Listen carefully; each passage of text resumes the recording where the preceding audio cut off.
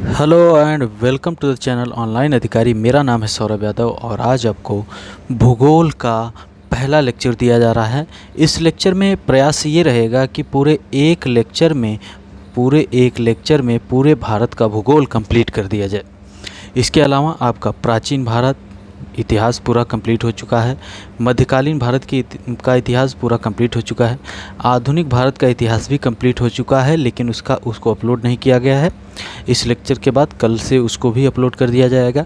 घटनासार का current affair पूरे तरीके से पोस्टमार्टम हो चुका है, वो जाकर आप देख सकते हैं बेहतर तरीके से।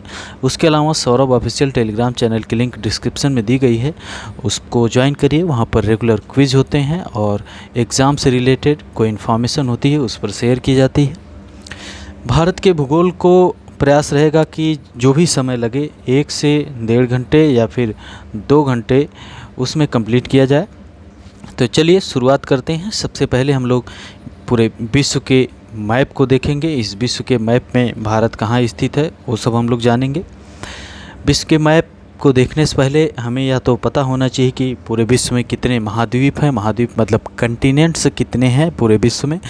तो सबसे बड़ा महाद्वीप, अगर क्षेत्रफल की बात करें, क्षेत्रफल की दृष्टि से एशिया महाद्वीप सबसे बड़ा महाद्वीप है। उसके बाद दूसरा नंबर अफ्रीका महाद्वीप का आता है। यहाँ से हम लोग इधर आते हैं। फिर उसके बाद हम लोग यहाँ से चले जाते हैं उत्तरी अमेरिका। उत्तरी अमेरिका महाद्वीप तीसरा सबसे बड़ा महाद्वीप है और चौथा महाद्वीप आपका हो जाता है दक्षिणी अमेरिका। पांचवा इधर अंटार्कटिका महाद्वीप है, अंटार्कटिका महाद्वीप है, ओके। और छठवां महाद्वीप आपका यूरोप महाद्वीप हो जाता है और सातवां आपका ऑस्ट्रेलिया महाद्वीप क्षेत्रफल की दृष्टि से हो जाता है। यानी पूरे विश्व में 7 महाद्वीप हैं। सबसे बड़ा महाद्वीप है आपका एशिया महाद्वीप, उसके बाद अफ्रीका महाद्वीप आता है, अफ्रीका महाद्वीप, और तीसरा आ जाता है आपका उत्तरी अमेरिका, फिर उसके बाद दक्षिणी अमेरिका, फिर अंटार्कटिका, फिर यूरोप और फिर ऑस्ट्रेलिया आ जाता है। महाद्वीप वगैरह याद करने के लिए, उसके अलावा अगर आपको याद नहीं है जो जैसे कि अलग अलग देश हैं उनकी राजधानियाँ क्या हैं, वो कहाँ पर लोकेटेड हैं, कहाँ पर स्थित हैं, ये सब जानने के लिए आपको मैप अपने रूम में लगाना होगा और आपको थोड़ा समय देना होगा। पर डे आप जैसे कि शुरू करिए, नॉर्थ अमेरिका को देखिए, 2 दिन नॉर्थ अमेरिका को देखिए। उसके बाद आप देखिए साउथ अमेरिका और देश कौन कौन से हैं, राजधानी भी याद करिए। दक्षिण अमेरिका देखिए। कुछ आपको जलसंधियाँ वगैरह पता हो तो जलसंधियाँ वगैरह नोट कर लीजिए, वहाँ पर एक तरह से ऐसे लाइन खींच के वहाँ पर नोट कर लीजिए। रेगुलर देखिए, 5 से 10 मिनट रेगुलर देखिए। ऐसे ही अफ्रीका महाद्वीप, ऐसे ही यूरोप महाद्वीप। यूरोप महाद्वीप में थोड़ा समस्या होती है क्योंकि देश बहुत छोटे छोटे हैं, ठीक है। एशिया महाद्वीप भी इसी प्रकार से देखिए और इधर आपको ऑस्ट्रेलिया महाद्वीप है, ओके। महाद्वीपों को अलग अलग पढ़ाया जाएगा, लेकिन अभी समय का अभाव है, इसलिए एक साथ ही क्रैश कोर्स चल रहा है। तो इसमें चीज़ें वही बताई जाएंगी जो मतलब आपके एग्ज़ाम के लिए बहुत महत्वपूर्ण है, ठीक है। इसलिए अलग अलग महाद्वीपों का लेक्चर बाद में आपको दिया जाएगा। जैसे पहले एशिया का दिया जाएगा, उसके बाद अफ्रीका का दिया जाएगा, उत्तरी अमेरिका, दक्षिणी अमेरिका, अंटार्कटिका, ऑस्ट्रेलिया, इन सब का लेक्चर अलग अलग आपको दिया जाएगा। लेकिन अभी क्रैश कोर्स चल रहा है तो इसको जल्द से जल्द ख़त्म करने का प्रयास है कि कम समय में ज़्यादा चीज़ें आपको बताई जाएं। आप रिटेन कितना कर रहे हो, अपने दिमाग में कितना रख पा रहे हो, ये आपके ऊपर डिपेंड करता है। आपको हमने किताबें भी भूगोल के लिए हमने बता दी थी कि किताबें जो है कि 6 से 12 तक की एनसीईआरटी हिंदी या इंग्लिश मीडियम दोनों में अवेलेबल है मार्केट में, उसको लेकर आप ज़रूर पढ़िए। उसके अलावा हमने बताया था महेश बर्नवाल की बुक पढ़िए। महेश बर्नवाल की बुक आती है हिंदी इंग्लिश दोनों भाषा में। उसी प्रकार से बुक आती है माजिद हुसैन की, माजिद हुसैन। और उसके अलावा हिस्ट्री की क्विक बुक भी आती है, क्विक बुक भूगोल दृष्टि आईएएस की, उसको भी आप देख सकते हैं। इन तीनों बुक में से कोई आप प्रीफर कर सकते हैं। बाकी 6 से 12 तक की एनसीईआरटी आप ज़रूर पढ़िए। अगर आपका ऑप्शनल जियोग्राफी यानी भूगोल अगर आपका ऑप्शनल है तो आप ये एनसीईआरटी ज़रूर बेहतर तरीके से पढ़िए। बाकी इन सब किताबों में से किसी एक किताब को चुन लीजिए और उसको बेहतर तरीके से पढ़िए, ठीक है। और जब पढ़ेंगे तभी आपके सामने कुछ चीज़ें निकलेंगी। बाकी यहाँ पर हम बहुत सी चीज़ें बताने जा रहे हैं आपको और बहुत महत्वपूर्ण चीज़ों को बताएंगे आपको। यहाँ पर देखिए ये जो लाइन दिख रही है ये है इक्वेटर। इक्वेटर यानी भूमध्य रेखा। भूमध्य रेखा 0 डिग्री पर है, 0 डिग्री है। मतलब मान लीजिए कोई ऐसी संरचना हो आपके पास, मान लीजिए एक आलू, आप ऐसा लीजिए, आलू होगा आपके घर में, ठीक है, आप उसको बीच से इसे कट करिए, तो मतलब 2 बराबर भागों में जो कट करेगा वही होगा भूमध्य रेखा। इसको विषुवत रेखा भी कहते हैं, इक्वेटर भी कहते हैं। ओके, उसके बाद इस आलू को आप 23.5 डिग्री ऊपर जाकर कट करिए, तो ये वाली लाइन आपको जो दिख रही है, ये वाली लाइन, ये जो इधर गई है, ये तो ये है आपकी ट्रॉपिक ऑफ कैंसर यानी कर्क रेखा है। कौन सी रेखा है? कर्क रेखा। कर्क रेखा जो भारत के 8 राज्यों से होकर जाती है, सब कुछ हम आगे आपको बताएंगे, ठीक है। ये कर्क रेखा 23.5 डिग्री ऊपर आप जब कट करते हैं तो ये हो जाती है, और वहीं जब आप 23.5 डिग्री नीचे कट करते हैं, ये रेखा जो जा रही है, तो ये क्या हो जाती है? ये है मकर रेखा 23.5 डिग्री साउथ में, ठीक है, 23.5 डिग्री साउथ में। ओके, तो ये हो गई आपकी मकर रेखा। मकर रेखा ट्रॉपिक ऑफ कैप्रिकॉर्न है ना, याद रखिएगा। ऊपर कर्क रेखा है, नीचे है मकर रेखा, बीच में है भूमध्य रेखा। भारत से कर्क रेखा होकर जाती है, और भारत के दक्षिण में देखेंगे, यहाँ पर श्रीलंका के नीचे देखेंगे तो ये भूमध्य रेखा है। ओके, भूमध्य रेखा है। उसके अलावा यहाँ पर एक लाइन आती है, ये जो कि मतलब यहाँ से समय निर्धारित किया जाता है, जैसे कि भारत का समय 5:30 GMT है, 5:30 GMT है। ये ग्रीनविच रेखा है, ग्रीनविच। जब हम विश्व भूगोल का एक लेक्चर आपको देंगे तो उसके अंतर्गत हम इन सबको आपको बेहतर तरीके से बताएंगे कि क्योंकि यहाँ से क्वेश्चन पूछे जाते हैं कि ये जो है ग्रीनविच लाइन जो है, प्राइम मेरिडियन भी इसको बोलते हैं, ये किन किन देशों से होके जाती है। उसके अलावा क्वेश्चन पूछा भी गया है, कई बार पूछे गए हैं, PCS हो, IAS में अभी नहीं पूछा गया, लेकिन पूछा जाएगा यहाँ से क्वेश्चन कि ये टॉपिक आप, ये जो कर्क रेखा कितने देशों से होकर जाती है, कौन कौन से देश हैं। सीधे क्वेश्चन की निम्नलिखित में से कौन सा देश कर्क रेखा पर नहीं स्थित है, जहाँ से कर्क रेखा नहीं होकर गुजरती है। उसी प्रकार से भूमध्य रेखा से भी क्वेश्चन पूछे जाते हैं, और उसी प्रकार से ये जो मकर रेखा है, यहाँ से भी क्वेश्चन पूछे जाते हैं, जो ऑस्ट्रेलिया से भी होकर जाती है। हम ट्रिक के द्वारा आपको बताएंगे। ओके, और आपकी जिम्मेदारी होगी याद करना। थोड़ा लेक्चर बड़ा होगा, इसलिए आपके जो 2 साथी हैं धैर्य और धीरज, उनको दोनों साइड बैठा लीजिए, उनके लिए पानी वगैरह की व्यवस्था आप कर लीजिए, और चलिए आगे बढ़ते हैं। अब हम भारत आते हैं। भारत के भूगोल को आज पूरा कंप्लीट किया जाएगा। तो आपको पता है कि भारत में 28 राज्य, वर्तमान की बात कर रहे हैं, वर्तमान 2022 अप्रैल में 28 राज्य हैं, और भारत में 8 केंद्र शासित प्रदेश हैं। ये चीज़ें आपको पता होनी चाहिए, यहाँ पर आपको कुछ बताना ना पड़े कि कब से हुए, कैसे हुए, ठीक है। 28 राज्य हैं और 8 केंद्र शासित प्रदेश हैं। ओके, भारत का सबसे उत्तरी राज्य की बात करें तो हिमाचल प्रदेश है। सबसे उत्तरी राज्य की बात करें, सबसे उत्तरी राज्य हिमाचल प्रदेश। सबसे पूर्वी राज्य की बात करेंगे तो अरुणाचल प्रदेश है, और सबसे पश्चिमी राज्य जो है यहाँ पर गुजरात है, और सबसे दक्षिणी राज्य आपको दिख रहा है तमिलनाडु है। ओके, ठीक है। लेकिन केंद्र शासित प्रदेश की बात करेंगे तो सबसे उत्तरी केंद्र शासित प्रदेश आपको दिख रहा है लद्दाख है, ठीक है। पहले यह जम्मू कश्मीर हुआ करता था, पूरा ये क्षेत्र जम्मू कश्मीर एक राज्य हुआ करता था, लेकिन इसको 2 बराबर भागों में, बराबर भाग नहीं, लद्दाख और जम्मू एंड कश्मीर में अलग कर दिया गया, और उसको केंद्र शासित प्रदेश बना दिया गया, ठीक है। और यहाँ पर देखिए आपको अंडमान एंड निकोबार दिख रहा है, अंडमान एंड निकोबार दिख रहा है, जो सबसे दक्षिणी भारत का राज्य है, केंद्र शासित प्रदेश है, ठीक है। तो 28 राज्य हैं और 8 केंद्र शासित प्रदेश हैं। दूसरी चीज़ ये जाननी होती है कि भारत की कौन कौन से देशों के साथ सीमा साझा होती है। लोगों को नाम याद करने में समस्याएं होती हैं। मैप को बार बार देखिए, बहुत सी चीज़ें आपकी यहाँ से क्लियर हो जाती हैं। मैप को बार बार देखने से आपके दिमाग में बैठ जाता है मैप कि हाँ पाकिस्तान इधर टच हो रहा है, तिब्बत यानी चाइना इधर हो रहा है, नेपाल यहाँ है, बांग्लादेश यहाँ है, भूटान यहाँ है, म्यांमार यहाँ है। तो बार बार आपको देखना होगा। आप तैयारी कर रहे हैं तो आपको ये करना होगा। आपको मैप भी बहुत अच्छे तरीके से, बहुत सलीके से बनाने आना चाहिए। भूगोल अगर आपका ऑप्शनल है तब तो आपको और अच्छे तरीके से आना चाहिए। ओके, तो 7 देशों के साथ भारत की सीमा साझा होती है। आप यहाँ देखिए, पाकिस्तान है, यहाँ पर जो अफ़गानिस्तान है, अफ़गानिस्तान के साथ भी कुछ सीमा भारत की साझा होती है।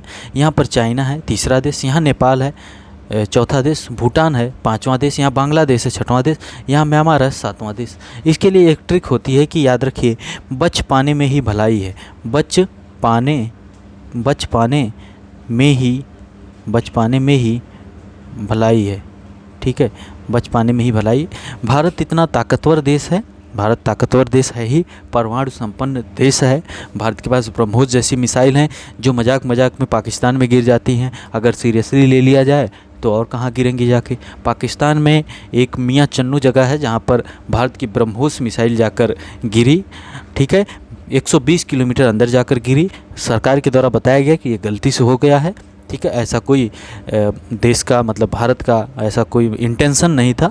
ओके, तो ताकतवर देश है, इसलिए जो भारत के पड़ोसी देश हैं उनको बचने में ही भलाई है, यानी बच पाने में ही भलाई है भारत की। ठीक है, तो ब से आपका हो जाएगा बांग्लादेश, च से आपका हो जाएगा चाइना, अब पा से हो जाएगा आपका पाकिस्तान, ने से आपका हो जाएगा नेपाल, में से हो जाएगा म्यांमार, और ही को साइलेंट कर दिए, भा से हो जाएगा आपका भूटान।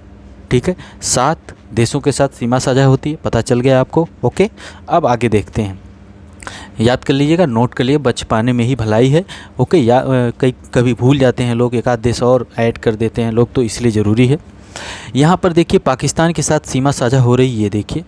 ठीक है, पाकिस्तान के साथ सीमा ये यहाँ, तो पाकिस्तान के साथ भारत की 3 राज्य जो हैं सीमा साझा करते हैं, गुजरात, राजस्थान और पंजाब। 3 राज्य, गुजरात, राजस्थान और पंजाब। उसके अलावा जम्मू कश्मीर और लद्दाख केंद्र शासित प्रदेश भी पाकिस्तान के साथ सीमा साझा करते हैं, चीज़ें याद रखिएगा। ओके, दूसरी चीज़ चाइना तिब्बत की बात करते हैं तो यहाँ पर लद्दाख देखिए सीमा साझा कर रहा है, यहाँ पर देखिए आपको हिमाचल प्रदेश, इधर उत्तराखंड सीमा साझा कर रहा है, फिर इधर आपको दिख रहा है सिक्किम सीमा साझा कर रहा है, इधर अरुणाचल प्रदेश सीमा साझा कर रहा है। तो आपको दिख रहा है कि 1 राज्य, 2 राज्य, 3 राज्य और 4 राज्य, 4 राज्य सीमा साझा कर रहे हैं भारत के, किसके साथ? चाइना के साथ। एक लद्दाख जो है केंद्र शासित प्रदेश, वो भी सीमा साझा कर रहा है, किसके साथ? चाइना के साथ। याद रखिएगा चीज़ें। नेपाल की बात करें, क्वेश्चन पूछे जाते हैं कौन से राज्य सीमा साझा करते हैं, तो आपको मैप की जानकारी होगी, बार बार आप मैप देखेंगे तब आपके दिमाग में चीज़ें बैठेंगी। नेपाल की बात करें, नेपाल के साथ भारत के कितने राज्य सीमा साझा करते हैं? उत्तर प्रदेश के, किसी एग्जाम में क्वेश्चन पूछा गया था।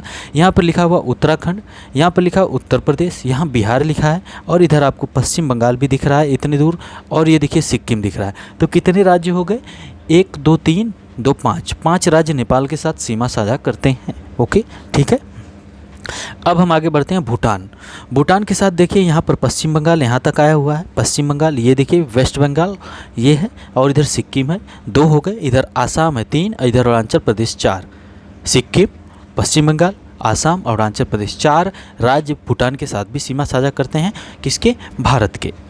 बांग्लादेश की बात करें, तो बांग्लादेश के साथ पश्चिम बंगाल, इधर आपको दिख रहा है आसाम है थोड़ा सा, इधर मेघालय दिख रहा है, इधर भी आसाम है, इधर आपको त्रिपुरा दिख रहा है। ठीक है, और यहाँ पर मिजोरम भी है, बांग्लादेश यहाँ तक है तो यहाँ पर मिजोरम भी है। तो पश्चिम बंगाल दिख रहा है आपको, और यहाँ पर दिख रहा है आसाम, यहाँ पर दिख रहा है मेघालय, 3 हो गए, इधर त्रिपुरा 4, इधर मिजोरम 5, यानी बांग्लादेश के साथ 5 राज्य सीमा साझा करते हैं। अगर क्वेश्चन पूछा जाएगा तो यहीं पर आपको कंफ्यूज करने का प्रयास किया जाएगा। ओके, तो याद रखिएगा, पश्चिम बंगाल, आसाम, मेघालय और त्रिपुरा, मिजोरम, ये सब राज्य जो हैं भारत के, वो बांग्लादेश के साथ सीमा साझा करते हैं। ओके, आगे बढ़ते हैं। आगे हम फिर देखते हैं, यहाँ पर म्यांमार देश दिख रहा है। म्यांमार के साथ भारत के 4 राज्य, नॉर्थ टू साउथ। कभी क्वेश्चन पूछा भी जा सकता है कि उत्तर से दक्षिण में सेट करिए इन राज्यों के भारत के, नॉर्मल क्वेश्चन ऐसे भी हो सकते हैं। या फिर पूछा जाएगा म्यांमार के साथ भारत के कितने राज्य सीमा साझा करते हैं, या फिर पूछा जाएगा म्यांमार के साथ निम्नलिखित में से कौन सा राज्य सीमा साझा नहीं करता है। तो यहाँ पर अरुणाचल प्रदेश है, यहाँ पर नागालैंड है, और यहाँ पर मणिपुर है, और यहाँ पर मिजोरम है। तो ये 4 राज्य जो हैं, 4 राज्य सीमा साझा कर रहे हैं, किसके साथ? म्यांमार के साथ। ओके, चीज़ें याद हो जानी चाहिए। ठीक है, अब हम बात करते हैं सबसे पूर्वी राज्य जो है कि यहाँ पर आपको दिख रहा है अरुणाचल, सबसे पश्चिमी गुजरात, सबसे उत्तरी हिमाचल प्रदेश, सबसे दक्षिणी तमिलनाडु दिख रहा है। बांग्लादेश के साथ भारत की सर्वाधिक सबसे लंबी सीमा साझा होती है, बांग्लादेश के साथ भारत की सबसे लंबी सीमा साझा होती है, बांग्लादेश के साथ सबसे लंबी सीमा साझा होती है। ठीक है, उसके अलावा क्वेश्चन बनते हैं, राज्यों से रिलेटेड क्वेश्चन बनते हैं। आपको यहाँ पर मध्य प्रदेश दिख रहा है, मध्य प्रदेश, तो मध्य प्रदेश कितने राज्यों के साथ सीमा साझा करता है? आने वाले समय में ऐसे क्वेश्चन बनेंगे। तो यहाँ राजस्थान है, यहाँ गुजरात है, यहाँ महाराष्ट्र है, यहाँ छत्तीसगढ़ है, यहाँ उत्तर प्रदेश। तो आपने क्या देखा? 1 2 3 4 5 ही है। लेकिन जब हम बात उत्तर प्रदेश की करते हैं तो उत्तर प्रदेश के 8 राज्य एक केंद्र शासित प्रदेश के साथ सीमा साझा होती है, एक यूनियन टेरिटरी केंद्र शासित प्रदेश के साथ उत्तर प्रदेश सीमा साझा करता है, प्लस एक अंतर्राष्ट्रीय सीमा नेपाल के साथ साझा होती है। अब देखिए उत्तर प्रदेश जो उत्तराखंड, हिमाचल प्रदेश, हरियाणा 3 हो गए, राजस्थान 4, मध्य प्रदेश 5, छत्तीसगढ़ 6, झारखंड 7, बिहार 8। 8 राज्य। यहाँ पर दिल्ली भी है, केंद्र शासित प्रदेश दिल्ली, ये भी सीमा साझा करता है किसके साथ? उत्तर प्रदेश के साथ। ओके, और नेपाल यहाँ पर अंतर्राष्ट्रीय सीमा भी साझा होती है उत्तर प्रदेश के साथ। ठीक है, चीज़ें पता होनी चाहिए। उसके अलावा दूसरा एक और राज्य है, आसाम की बात करें हम, आसाम, यहाँ पर देखिए आसाम है ना, आसाम की सीमा साझा हो रही है, इधर बांग्लादेश के साथ साझा हो रही, इधर भूटान के साथ साझा हो रही। ओके, अब यहाँ पर पश्चिम बंगाल के साथ, यहाँ मेघालय के साथ 2, इधर त्रिपुरा 3, इधर मिजोरम 4, इधर मणिपुर 5, इधर नागालैंड 6, इधर अरुणाचल प्रदेश 7। तो आसाम 7 राज्यों के साथ सीमा साझा करता है। ऐसे ही कुछ और राज्य हैं, जैसे यहाँ पर तेलंगाना है तो यहाँ पर देखिए महाराष्ट्र, यहाँ पर छत्तीसगढ़, यहाँ पर देखिए आंध्र प्रदेश और यहाँ पर कर्नाटका। ठीक है, इतनी सीमा साझा होती है। ये सब चीज़ें जब आप बार बार मैप देखेंगे तो आपकी ये सब चीज़ें क्लियर हो जाती हैं। अब हम आगे बढ़ते हैं। तो मतलब सबसे लंबी सीमा भारत की साझा होती है बांग्लादेश के साथ, उसके बाद चाइना के साथ मैकमोहन रेखा साझा होती है, तीसरी पाकिस्तान के साथ रेड क्लिफ रेखा होती है। ओके, कई बार क्वेश्चन पूछे जाते हैं। और नेपाल के साथ फिर साझा होती है। कभी कभी ये भी पूछा जा सकता है कि सबसे लंबी सीमा के आधार पर सेट करिए, तो बांग्लादेश के साथ सर्वाधिक, फिर चाइना के साथ, फिर पाकिस्तान के साथ, फिर नेपाल के साथ, फिर म्यांमार के साथ, फिर भूटान के साथ, फिर अफगानिस्तान के साथ।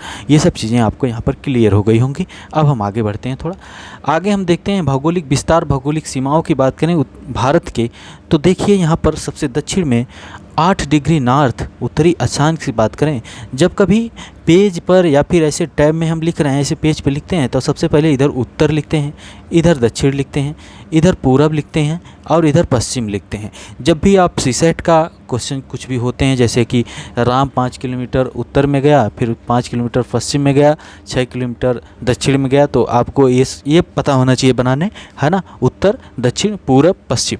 ओके, तब आप बेहतर तरीके से कर पाते हैं। उसी प्रकार से हमने अब आपको बताया यहाँ पर जो कि 0 डिग्री यानी भूमध्य रेखा यहाँ से गई हुई है, तो ये उत्तर में है ना भारत, उत्तर देखिए भूमध्य रेखा, ये भूमध्य रेखा है, यहाँ भारत है, यहाँ है, तो उत्तर और पूर्वी उसमें है, उत्तर और पूर्वी अक्षांश में है भारत। ठीक है, 8 डिग्री 4 मिनट नॉर्थ की बात हो रही है, 8 डिग्री 4 मिनट उत्तर में यहाँ पर टच हो रहा है, कहाँ? कन्याकुमारी पे, और 37 डिग्री 6 मिनट आपको यहाँ पर दिख रहा है, और इसका नाम है इंदिरा कोल नाम रखा गया, इंदिरा कोल। ठीक है, और पूरब में अगर हम बात करते हैं यहाँ पर पूरब में, तो पूरब में है, और फिर इधर आप पश्चिम में 68 डिग्री 7 मिनट ईस्ट यानी पूरब में हम देखते हैं, तो यहाँ पर इसका नाम रखा गया है गुहार मोती।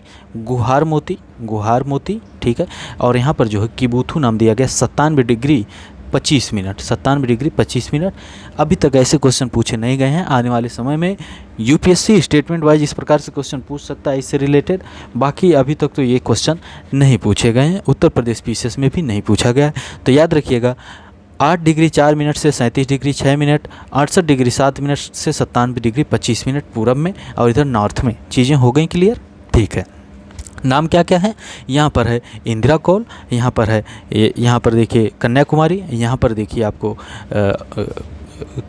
किबुथु है, यहाँ पर गुहार मोती है। ओके, उसके अलावा भारत के सबसे दक्षिणी बिंदु की बात करें तो अंडमान निकोबार में यहाँ पर है इंदिरा पॉइंट है। क्या है? इंदिरा पॉइंट है सबसे दक्षिण में। क्या है? इंदिरा पॉइंट है सबसे दक्षिण में यहाँ पर। ठीक है, ये स्थल की बात हो रही, लेकिन सबसे दक्षिणी बिंदु की बात होगी तो यहाँ पर है। ठीक है, ओके, अब हम आगे बढ़ते हैं। भारत की सबसे लंबी सीमा बांग्लादेश के साथ हम आपको बता चुके, कौन कौन से राज्य सीमा साझा करते हैं ये भी हमने आपको बता दिया। ओके, और कुछ यहाँ पर जैसे आप देखिए, यहाँ पर पाक जल संधि के द्वारा श्रीलंका अलग होता है भारत से। पाक जल संधि PALK पाक जल संधि के द्वारा अलग होता है। उसके अलावा यहाँ पर आप देखेंगे कि यहाँ चीज़ें नीचे लिखी हुई हैं। ये देखिए, ये टॉपिक ऑफ कैंसर यानी कर्क रेखा के बारे में, जिसको हम बता रहे थे आपसे, कर्क रेखा के बारे में हम आपको बता रहे थे।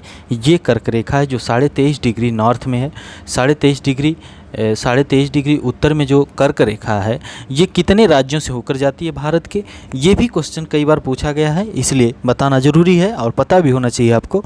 ये देखिए गुजरात, ये देखिए राजस्थान, और इधर देखिए छत्तीसगढ़, इधर है झारखंड, इधर पश्चिम बंगाल, यहाँ त्रिपुरा और यहाँ मिजोरम। कितने राज्य हैं? 1 2 3 4 5 6 7। कितने राज्य? 8 राज्य हैं। कौन कौन से? यहाँ पर गुजरात है, यहाँ पर गुजरात है, एक सेकंड, हाँ, यहाँ पर आपको गुजरात दिख रहा है, यहाँ पर राजस्थान दिख रहा है, यहाँ पर छत्तीसगढ़ दिख रहा है, पश्चिम झारखंड दिख रहा है, यहाँ पश्चिम बंगाल, यहाँ त्रिपुरा और मिजोरम। तो 8 राज्यों के साथ भारत, ये कर्क रेखा जो 8 राज्यों से होकर गुजरती है। आपको ये चीज़ें पता होनी चाहिए, ठीक है, याद होनी चाहिए, पता होनी चाहिए। उसके अलावा जो ये भारत का मानक समय रेखा है, इंडियन स्टैंडर्ड टाइम है, IST जो है, ये देखिए 82.5 डिग्री। और जो प्राइम मेरिडियन हम आपको बता रहे थे, प्राइम मेरिडियन जो है कि यूके से, यूनाइटेड किंगडम, यूके, इंग्लैंड वगैरह के मेरिडियन, वहाँ पर एक ग्रीनविच जगह है, ठीक है, वहाँ से ग्रीनविच मीन टाइम GMT बोलते हैं, कि जैसे भारत का 5:30 GMT है, वहाँ से 5:30 GMT। ओके, तो ये जो है कितने राज्यों से होकर जाता है, इसके लिए हम आपको ट्रिक बताएंगे कि कहाँ कहाँ से होकर जाता है। और ये भी क्वेश्चन पूछा जा सकता है, जैसे उत्तर प्रदेश से, मध्य प्रदेश से, यूपी, MP, छत्तीसगढ़, उड़ीसा और आंध्रा, 5 राज्यों से होके जाता है। इसको याद रखिए, UMCOA, ओमकोआ, UMCOA, UP, MP, Chhattisgarh, Orissa, Andhra. Okay, याद रहना चाहिए आपको, ठीक है। यहाँ पर उत्तर प्रदेश गलत लिखा गया है ना। तो नैनी, प्रयागराज में नैनी एक जगह है, प्रयागराज, इलाहाबाद में नैनी एक जगह है, वहाँ से होकर जाता है। कहीं कहीं किताबों में आपको मिर्ज़ापुर भी मिलेगा, प्रयागराज के बगल में ही ज़िला है उत्तर प्रदेश का, मिर्ज़ापुर ज़िले से भी कहीं कहीं मिलता है, किताबों में लिखा हुआ है, ठीक है। प्रयागराज, नैनी आप लोग याद रखिए। भारत के पूरे क्षेत्रफल की बात करें तो भारत का क्षेत्रफल है 32,87,263 स्क्वायर किलोमीटर, 32,87,263 स्क्वायर किलोमीटर क्षेत्रफल याद होना चाहिए। क्या पता कभी इंटरव्यू में भी आपसे पूछ दिया जाए कि भारत का क्षेत्रफल बताओ, है ना। तो 32,87,263 स्क्वायर किलोमीटर है, जो पूरे विश्व के क्षेत्रफल का 2.43% है। और जनसंख्या की बात की जाए तो जनसंख्या भारत की पूरे विश्व की लगभग 17 से 18% तक पूरे विश्व की जनसंख्या, यानी 100%, 100% जनसंख्या और 100% धरती की बात करें, 100% स्थल की बात करें तो 100% जनसंख्या में 17 से 18% भारत में रहती है, और 100% स्थल की बात करें, ज़मीन की बात करें, तो उसमें से 2.43% ही हमारे पास है ना। विश्व में दूसरे नंबर पर हम लोग हैं जनसंख्या की दृष्टि से, जनसंख्या की दृष्टि से विश्व में दूसरे नंबर पर हैं, और हम लोग आने वाले समय में चाइना को भी ओवरटेक कर देंगे, क्योंकि हम लोग बहुत तेज़ हैं। क्षेत्रफल की दृष्टि से बात करें तो रसिया नंबर 1 पर है, रूस, फिर कनाडा है, फिर चीन है, फिर अमेरिका है, ब्राज़ील है, ऑस्ट्रेलिया के बाद भारत 7वें स्थान पर है क्षेत्रफल की दृष्टि से। सबसे बड़े क्षेत्रफल में रूस आता है, फिर कनाडा आता है, फिर चीन आता है, अमेरिका आता है, ब्राज़ील आता है, फिर ऑस्ट्रेलिया आता है। 7वें नंबर पर हमारा भारत आता है, हमारा अपना भारत आता है, ठीक है। भारत की भूमि सीमा की बात करें, भूमि सीमा जो हमने अभी बताया, भूमि सीमा 15,200 किलोमीटर है, और समुद्र तट की सीमा दोनों मिलाने के बाद समुद्र तट की लंबाई इतना है, और भूमि की तटीय सीमा इतना है। भारत की भूमि सीमा इतना है, समुद्र तट की लंबाई इतना किलोमीटर है, याद रखिएगा 15,200 भूमि सीमा है। समुद्र तट की लंबाई, तटों की बात करें तो 7,515 किलोमीटर है। द्वीपों के समुद्र तट सहित द्वीप वगैरह, अंडमान निकोबार, लक्षद्वीप, दमन दीव, इन सब की बात करें, सबको मिला के, है ना। तो भारतीय सीमाओं की कुल सीमा, ये भूमि सीमा, हम भूमि सीमा की बात करते हैं, ये भूमि सीमा, ये देखिए मैप में। अब देखिए यहाँ पर है अरब सागर, इधर बंगाल की खाड़ी, इधर नीचे इंडियन ओशन है। तो ये भूमि सीमा की बात करें तो 15,200 है। लेकिन हम जब बात करते हैं यहाँ तट की लंबाई, तो तट की लंबाई, तट जो है कि इधर देखिए, ये जो राज्य हैं इनमें तटों की बात की जाए, है ना, तट की लंबाई, ठीक। तो भूमि सीमा इतनी है, तट की लंबाई इतनी है, ठीक है। और भारतीय सीमा की कुल भूमि सीमा जो कि कुल भूमि, भारतीय सीमाओं के कुल भूमि इतना किलोमीटर है। उत्तर से दक्षिण तक भारत की मुख्य भूमि की लंबाई 3,214 किलोमीटर है, और पूरब से पश्चिम तक 2,933, 3,214, 2,933। कहाँ से? उत्तर से दक्षिण तक, यानी उत्तर से दक्षिण अगर हम बात करते हैं तो 3,214 है, कितना है? 3,214 है, और पूरब से पश्चिम करते हैं तो 2,933। ये 3,214 है, 3,214 है, और ऐसे बात करेंगे तो 2,933 किलोमीटर है, 2,933 किलोमीटर है। गुजरात राज्य की तटीय सीमा सबसे बड़ी है, ये भी क्वेश्चन कई बार पूछा गया। तट यानी तट मतलब किनारा, इस मैप में देखते हैं। गुजरात राज्य की तटीय सीमा, गुजरात का तट जो है सबसे लंबा है, ऐसे थोड़ा सा तिरछा है इसलिए। और ये भी क्वेश्चन पूछा गया है कि कौन कौन से राज्य या कितने राज्य भारत के हैं जिनका तट है, जो समुद्र के साथ टच में है, तट है जिनका। जैसे यहाँ पे गुजरात है 1, महाराष्ट्र 2, कर्नाटक 3, गोवा 4, केरला 5, तमिलनाडु 6, आंध्रा 7, उड़ीसा 8 और पश्चिम बंगाल 9। त्रिपुरा मिजोरम नहीं है, देखिए यहाँ पर त्रिपुरा मिजोरम नहीं है। तो ये भी क्वेश्चन बन सकता है, निम्नलिखित में से भारत का कौन सा राज्य है जिसकी कोई तटीय सीमा नहीं है। तो यहाँ पर आप समझ सकते हैं, जब आपको गुजरात पता होगा, number 1 Gujarat, number 2 Maharashtra, number 3 आपका यहाँ पर दिख रहा है कर्नाटका, नंबर 4 गोवा भी है, और नंबर 6 केरला है, और नंबर 7 तमिलनाडु है, यहाँ पर आंध्रा, उड़ीसा और पश्चिम बंगाल। 1 2 3 4 5 6 7 8 9। तो 9 राज्यों की तट मिलते हैं किससे? समुद्र के साथ। ये चीज़ें यहाँ तक आपको क्लियर हो जानी चाहिए, है ना।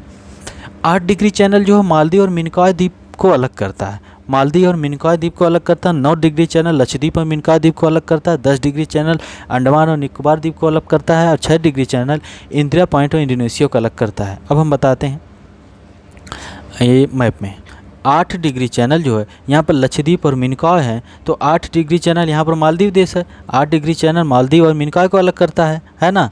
8 डिग्री मालदीव और मिनिकॉय को अलग करता है।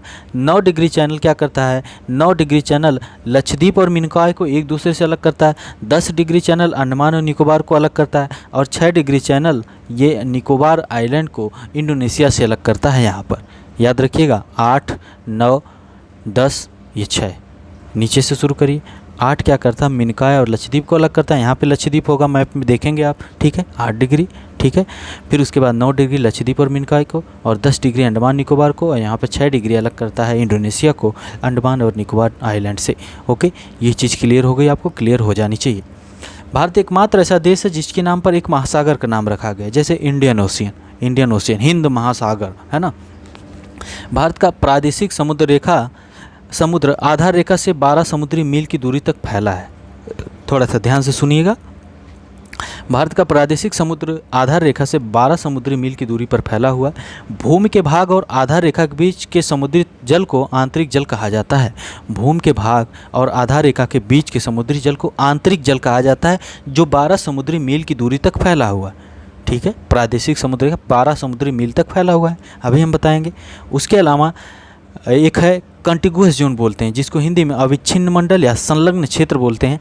बेस लाइन से सटे हुए क्षेत्र की दूरी 24 नॉटिकल मील है। इस क्षेत्र में भारत को अप्रवासी कानून, पर्यावरणीय स्वच्छता, सीमा शुल्क की वसूली के वित्तीय अधिकार तथा राजकोषीय अधिकार प्राप्त हैं। अब हम आते हैं यहाँ पर, ठीक है। हम सबसे पहले बता रहे हैं कि 12 नॉटिकल माइल्स तक भारत का क्या है? भारत का 12 नॉटिकल माइल्स तक है क्या? आंतरिक जल कहलाता है। आंतरिक जल कहलाता है क्या? प्रादेशिक समुद्र आधार रेखा से 12 समुद्री मील तक है, ठीक है। और दूसरा हम बता रहे हैं, दूसरा ये देखिए 12 समुद्री मील की बात यहाँ पर है, यानी 12 समुद्री मील है। ओके, उसके बाद हम बात करते हैं दूसरा, यहाँ पर संलग्न क्षेत्र कंटिगुअस जोन जो होता है 24 नॉटिकल माइल्स तक होता है, ठीक है। यहाँ से 24 nautical mile up to 24 nautical mile. उसके बाद आगे शुरू हो जाता है, यहाँ तक है। उसके बाद EEZ एक्सक्लूसिव इकोनॉमिक जोन बोला जाता है, विशिष्ट आर्थिक क्षेत्र है जो संलग्न क्षेत्र से यानी कंटिगुअस जोन से 200 समुद्री मील आगे फैला हुआ है। कितना? 200 समुद्री मील आगे फैला हुआ है। तो भारत का पहले आप सुनिए ध्यान से, यहाँ पर है प्रादेशिक समुद्र रेखा, टेरिटोरियल सी 12 समुद्री मील तक फैला हुआ, उसके समुद्री जल को आंतरिक जल कहा जाता है। कंटिगुअस जोन या संलग्न क्षेत्र जो है 24 नॉटिकल माइल्स तक है, जिसको अप्रवासी कानून, पर्यावरणीय स्वच्छता, जिसमें भारत को सीमा शुल्क की वसूली, वित्तीय अधिकार और राजकोषीय अधिकार प्राप्त हैं। EEZ की बात करें तो 200 समुद्री मील आगे तक फैला हुआ है, जहां पर भारत को वैज्ञानिक अनुसंधान करने, नए द्वीपों का निर्माण और इस क्षेत्र में पाए जाने वाले प्राकृतिक संसाधनों के दोहन का विशेष अधिकार है। लेकिन जब इसके आगे हम बढ़ते हैं, इसके आगे 200 नॉटिकल माइल्स से आगे बढ़ते हैं तो डीप सी हो जाता है, जो कॉमन सी हो जाता है। कॉमन मतलब कि कॉमन चीज़ें जब होती हैं कि दोनों लोगों में कॉमन है, तो जितने भी देश हैं वो फ्री हैं इस क्षेत्र में अपना पूरी तरीके से ट्रेड करने के लिए। जिस प्रकार स्पेस है, स्पेस में सभी लोग फ्री हैं, है ना, स्पेस में किसी का नहीं स्पेस है, ठीक है। उसी प्रकार से ओपन सी है, ओपन सी एरिया जो United Nation UN class convention on law of the sea UN clause के अंतर्गत आता है। अगर इसमें कोई विवाद होता है तो यूएन क्लॉज यूनाइटेड नेशन का convention of law of the sea शायद 1982 में ये आया था, जिसके थ्रू 1987 में भारत को कुछ अधिकार भी दिए गए कि इंडियन ओशियन में भारत पॉलीमेटेलिक नोडुल्स हैं, यानी इस प्रकार के मिनरल्स को एक्सट्रैक्ट कर सकता है, जिसको 5 साल के लिए अभी जल्द ही पिछले वर्ष 5 ईयर्स और बढ़ा दिया गया कि भारत के पास ऐसी अभी टेक्नोलॉजी उपलब्ध नहीं है उतना ज़्यादा, इसलिए 5 साल का और समय दिया गया है। यूएन क्लॉज के द्वारा, इंटरनेशनल सी बेड अथॉरिटी के द्वारा ऐसा किया गया है, याद रखिएगा। आगे हम बढ़ते हैं। अब हमने बेसिक चीज़ें जो है भारत के भूगोल की हम लोग समझ लिए। इसको समझने में थोड़ा बहुत समय भी लगता है लोगों को, कुछ चीज़ें याद भी नहीं होती है। ज़्यादातर क्वेश्चन यहीं से घुमा के खींच के लगाए जाते हैं आपके ऊपर, और आप कभी कभी घायल भी हो जाते हैं। अब हम बात करेंगे भारत की भूगर्भीय संरचना के बारे में। वैसे तो आप एनसीईआरटी अगर 11th क्लास की पढ़ेंगे तो उसमें आपको बेहतर तरीके से सब चीज़ें मिल जाएंगी, लेकिन हम भी प्रयास करेंगे कि आपको थोड़ा चीज़ें बेहतर तरीके से बताएं। भारत को 3 भागों में, भारत की भूगर्भीय संरचना की बात करें तो 3 भागों में बांटा गया है। भूगर्भीय संरचना की मतलब भारत का किस प्रकार से स्थल है। कहीं पर देखेंगे आपको प्लेन एरिया है, कहीं पर देखेंगे आप लोग थोड़ा सा पठारी एरिया है, कहीं पर देखेंगे पूरे तरीके से पर्वतीय एरिया है, पर्वत वगैरह हैं, जैसे हिमालय का क्षेत्र है। तो पहले ही दक्षिण का प्रायद्वीपीय भारत, प्रायद्वीप वो होते हैं जो 3 तरफ से जल से घिरे होते हैं, तो वैसे ही दक्षिण का प्रायद्वीपीय भारत, ये नीचे वाला क्षेत्र। उसके बाद उत्तर की विशाल पर्वतमाला, ये जो पर्वतमालाएं हैं, ठीक है, उत्तर की विशाल पर्वतमाला।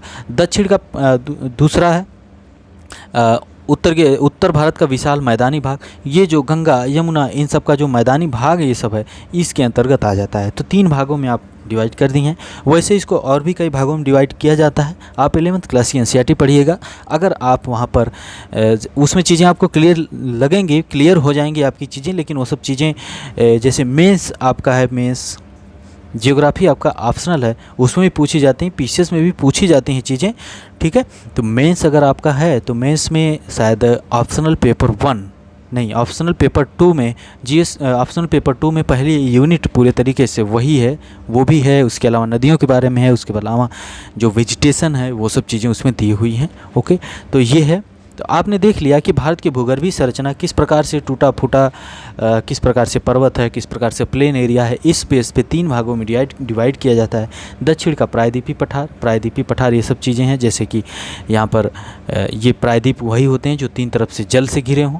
तो इधर अरब सागर से, इधर पश्चिम बे ऑफ बंगाल यानी बंगाल की खाड़ी से, नीचे आप देखेंगे तो हिंद महासागर से घिरा हुआ है। उत्तर की विशाल पर्वतमालाएं हैं, और उत्तर भारत का विशाल मैदानी भाग है। ये सब मैदानी भाग हैं। एलुवियल सॉइल उसमें है ना, जिसकी वजह से उपज भी ठीक ठाक है, पानी की उपलब्धता है, ये सब चीज़ें हैं। और जब भारत के पर्वतीय भाग की बात करते हैं, उत्तर भारत के विशाल पर्वतमाला की बात करते हैं, तो यहाँ पर हम लोग काराकोरम की बात करते हैं। फिर उसके नीचे हम आते हैं लद्दाख, जास्कर, फिर एक ग्रेट हिमालय जो ऐसे होते हुए यहाँ पर मुड़ के चला जाता है। Great Himalaya, Karakoram, Ladakh, Zanskar, great Himalaya. नीचे पीर पंजाल आता है और शिवालिक आता है, जो फोटोहिल्स ऑफ शिवालिक जो है, ये क्षेत्र जो होते हैं नीचे उत्तर प्रदेश वगैरह में है।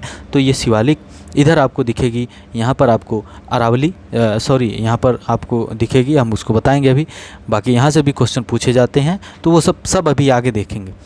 चट्टानों की बात करें, किस प्रकार से ये चट्टानें जो हैं, जैसे कि पृथ्वी के बारे में बात की जाती है कि कैसे ये पृथ्वी बनी है, तो बिग बैंग थ्योरी की बात की जाती है। बिग बैंग थ्योरी, महाविस्फोटक सिद्धांत की बात की जाती है। लावा मैग्मा ठंडा हुए, बहुत वर्षों में ठंडा हुए, उसके बाद जाके ये पृथ्वी बनी है। तो उसी प्रकार से भारत की जो चट्टानें को कई भागों में डिवाइड किया जाता है, जिसमें से मुख्य हैं 4, आप लोग याद रखिएगा।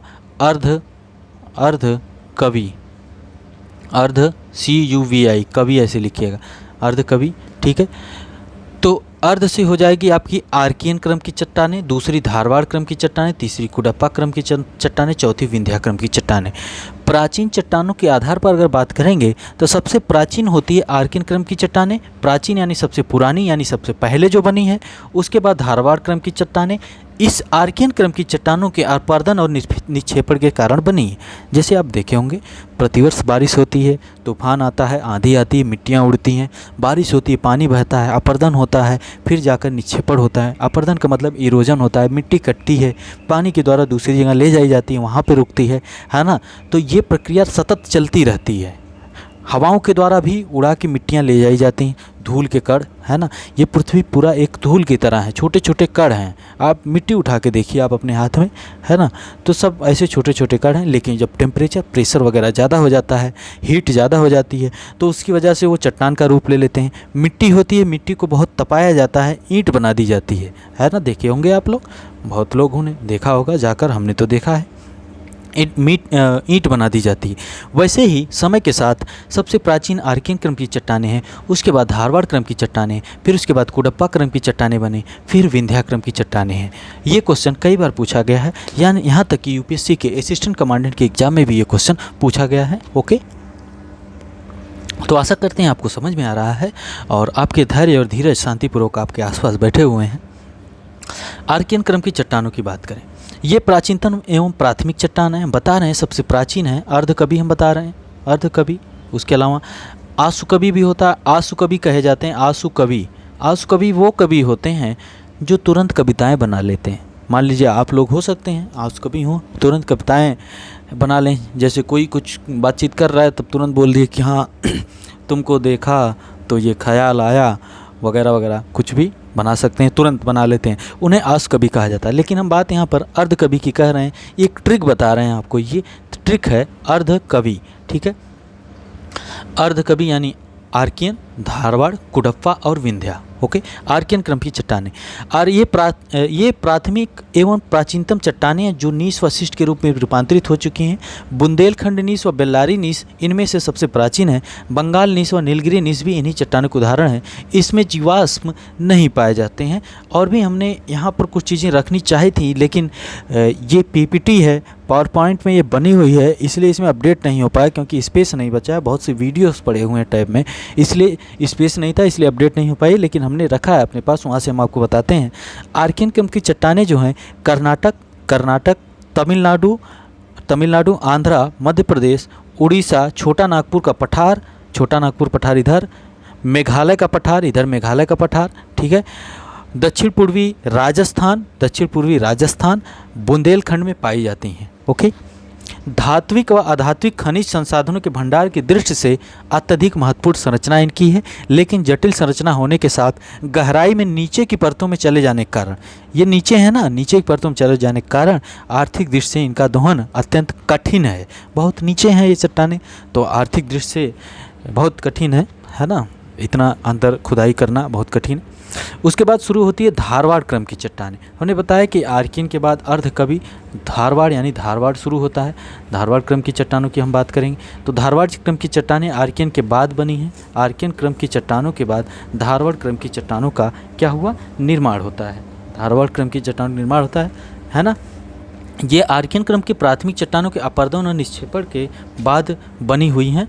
ये अत्यधिक रूपांतरित हो चुकी हैं और इसमें जीवाश्म नहीं मिलते हैं। हमने पहले बताया कि आर्कियन में भी जीवाश्म नहीं मिलते हैं और धारवाड़ में भी जीवाश्म नहीं मिलते हैं। यानी आर्कियन में भी जीवाश्म क्या होते हैं, फोसिल्स की बात हो रही। फोसिल्स मतलब कि जीव जंतु, पेड़ पौधे मर के सड़ गए हों, वो सब चीज़ें इसमें नहीं पाई जाती हैं, धारवाड़ में भी नहीं पाई जाती हैं, ठीक है। कर्नाटक के धारवाड़ एवं बेल्लारी जिला, कर्नाटक में धारवाड़ बेल्लारी जिला जहाँ पर ये फैली हुई हैं।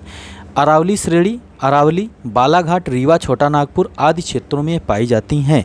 भारत के सर्वाधिक खनिज भंडार इसी क्रम के चट्टानों में मिलते हैं। मतलब सर्वाधिक खनिज भंडार इन्हीं चट्टानों में मिलते हैं। लौह अयस्क, तांबा, स्वर्ण इन चट्टानों में पाए जाने वाले महत्वपूर्ण खनिज हैं। जैसे कर्नाटक में बात करें तो सोने का उत्पादन सर्वाधिक होता है, कर्नाटक वगैरह में कुछ ज़्यादा ही ये सब पाई जाती हैं, है ना। धारवाड़ संरचना का सर्वाधिक विकास कर्नाटक के धारवाड़ क्षेत्र में हुआ है। इसके अतिरिक्त अरावली पर्वतीय क्षेत्र, छोटा नागपुर पठारी क्षेत्र और मेघालय के शिलांग रेंज में भी इनका विकास हुआ है। ओके, चलिए आगे बढ़ते हैं। तो ये धारवाड़ हो गई, यानी आर्कियन के बाद धारवाड़।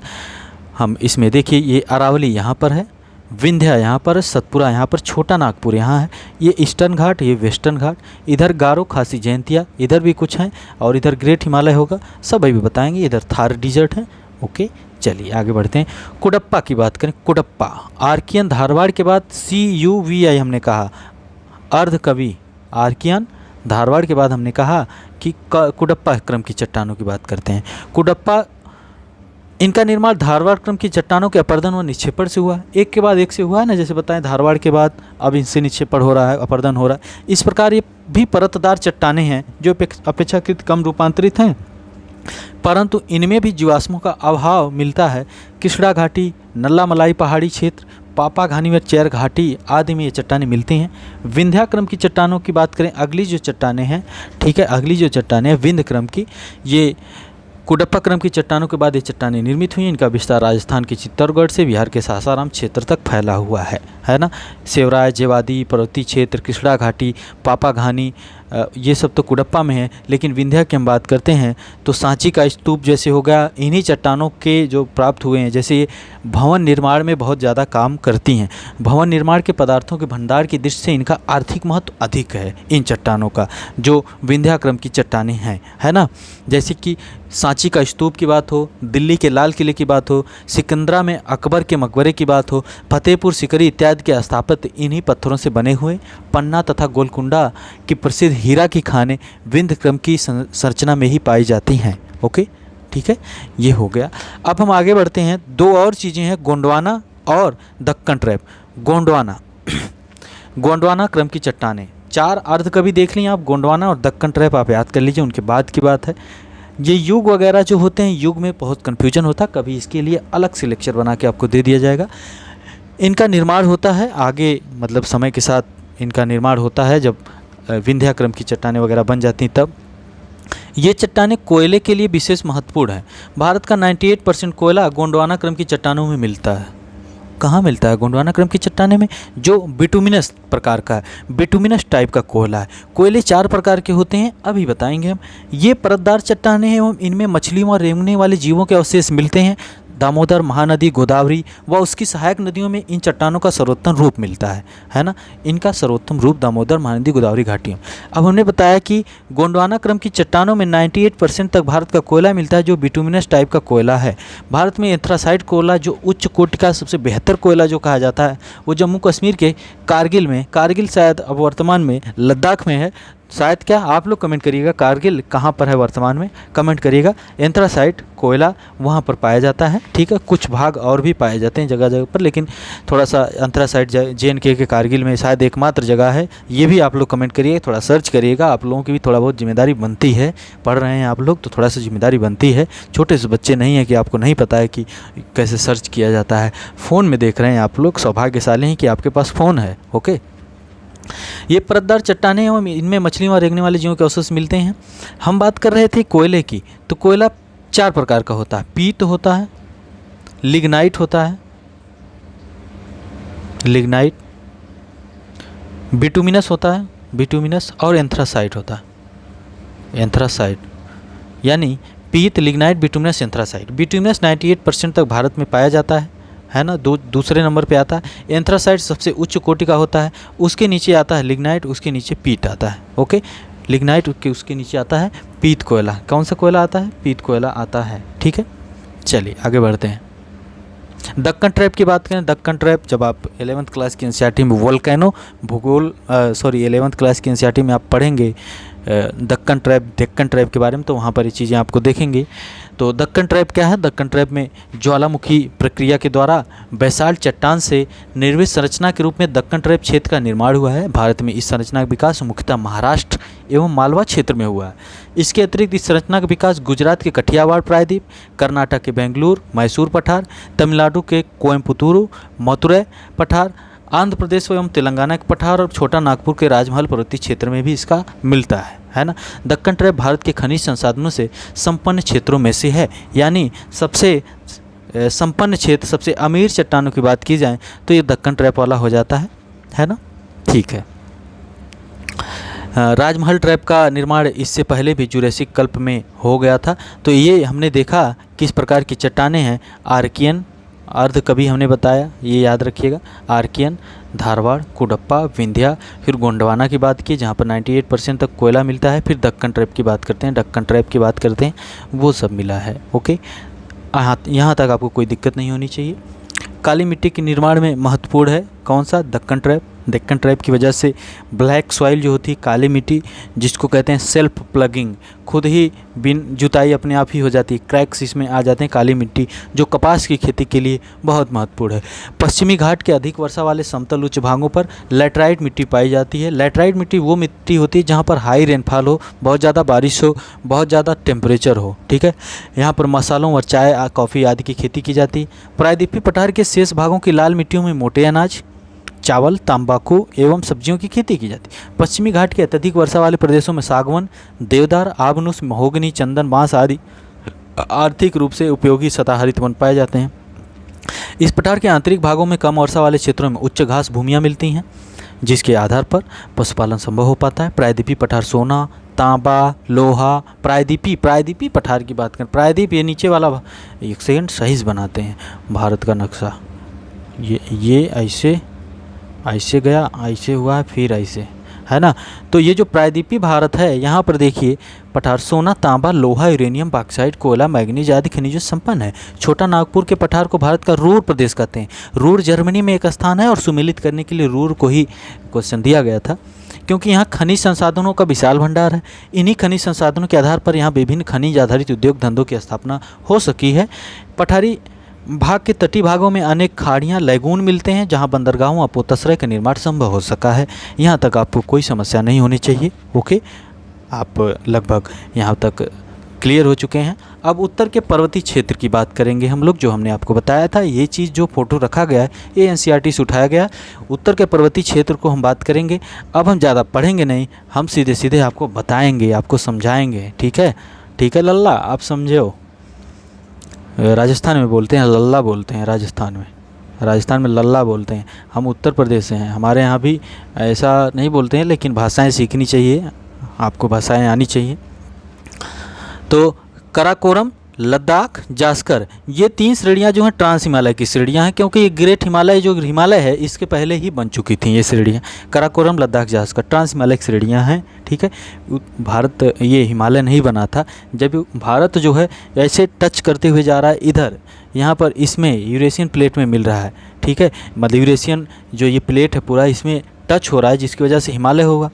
और इसी में प्लेट टेक्टोनिक थ्योरी की भी बात आ जाती है। प्लेट टेक्टोनिक थ्योरी, इसको अलग तरीके से देखेंगे हम लोग, है ना, देखेंगे, ज़रूर देखेंगे। जीएस पेपर 1 में प्लेट टेक्टोनिक थ्योरी है आपके, और क्वेश्चन पूछे जाते हैं। तो कराकोरम, लद्दाख, जास्कर ये ट्रांस हिमालय है, ये हिमालय के पहले ही बन चुका था। फिर उसके बाद यहाँ पर ग्रेट हिमालय ये सबसे लंबा वाला हिमालय, समय के साथ धीरे धीरे अभी टूट फूट रहा है ना, अपर्दन निक्षेपण हो रहा है। ग्रेट हिमालय चला जाता है, वो आपके देखेंगे आप वहाँ से मुड़ता है अरुणाचल प्रदेश से, अभी मैप में देखेंगे।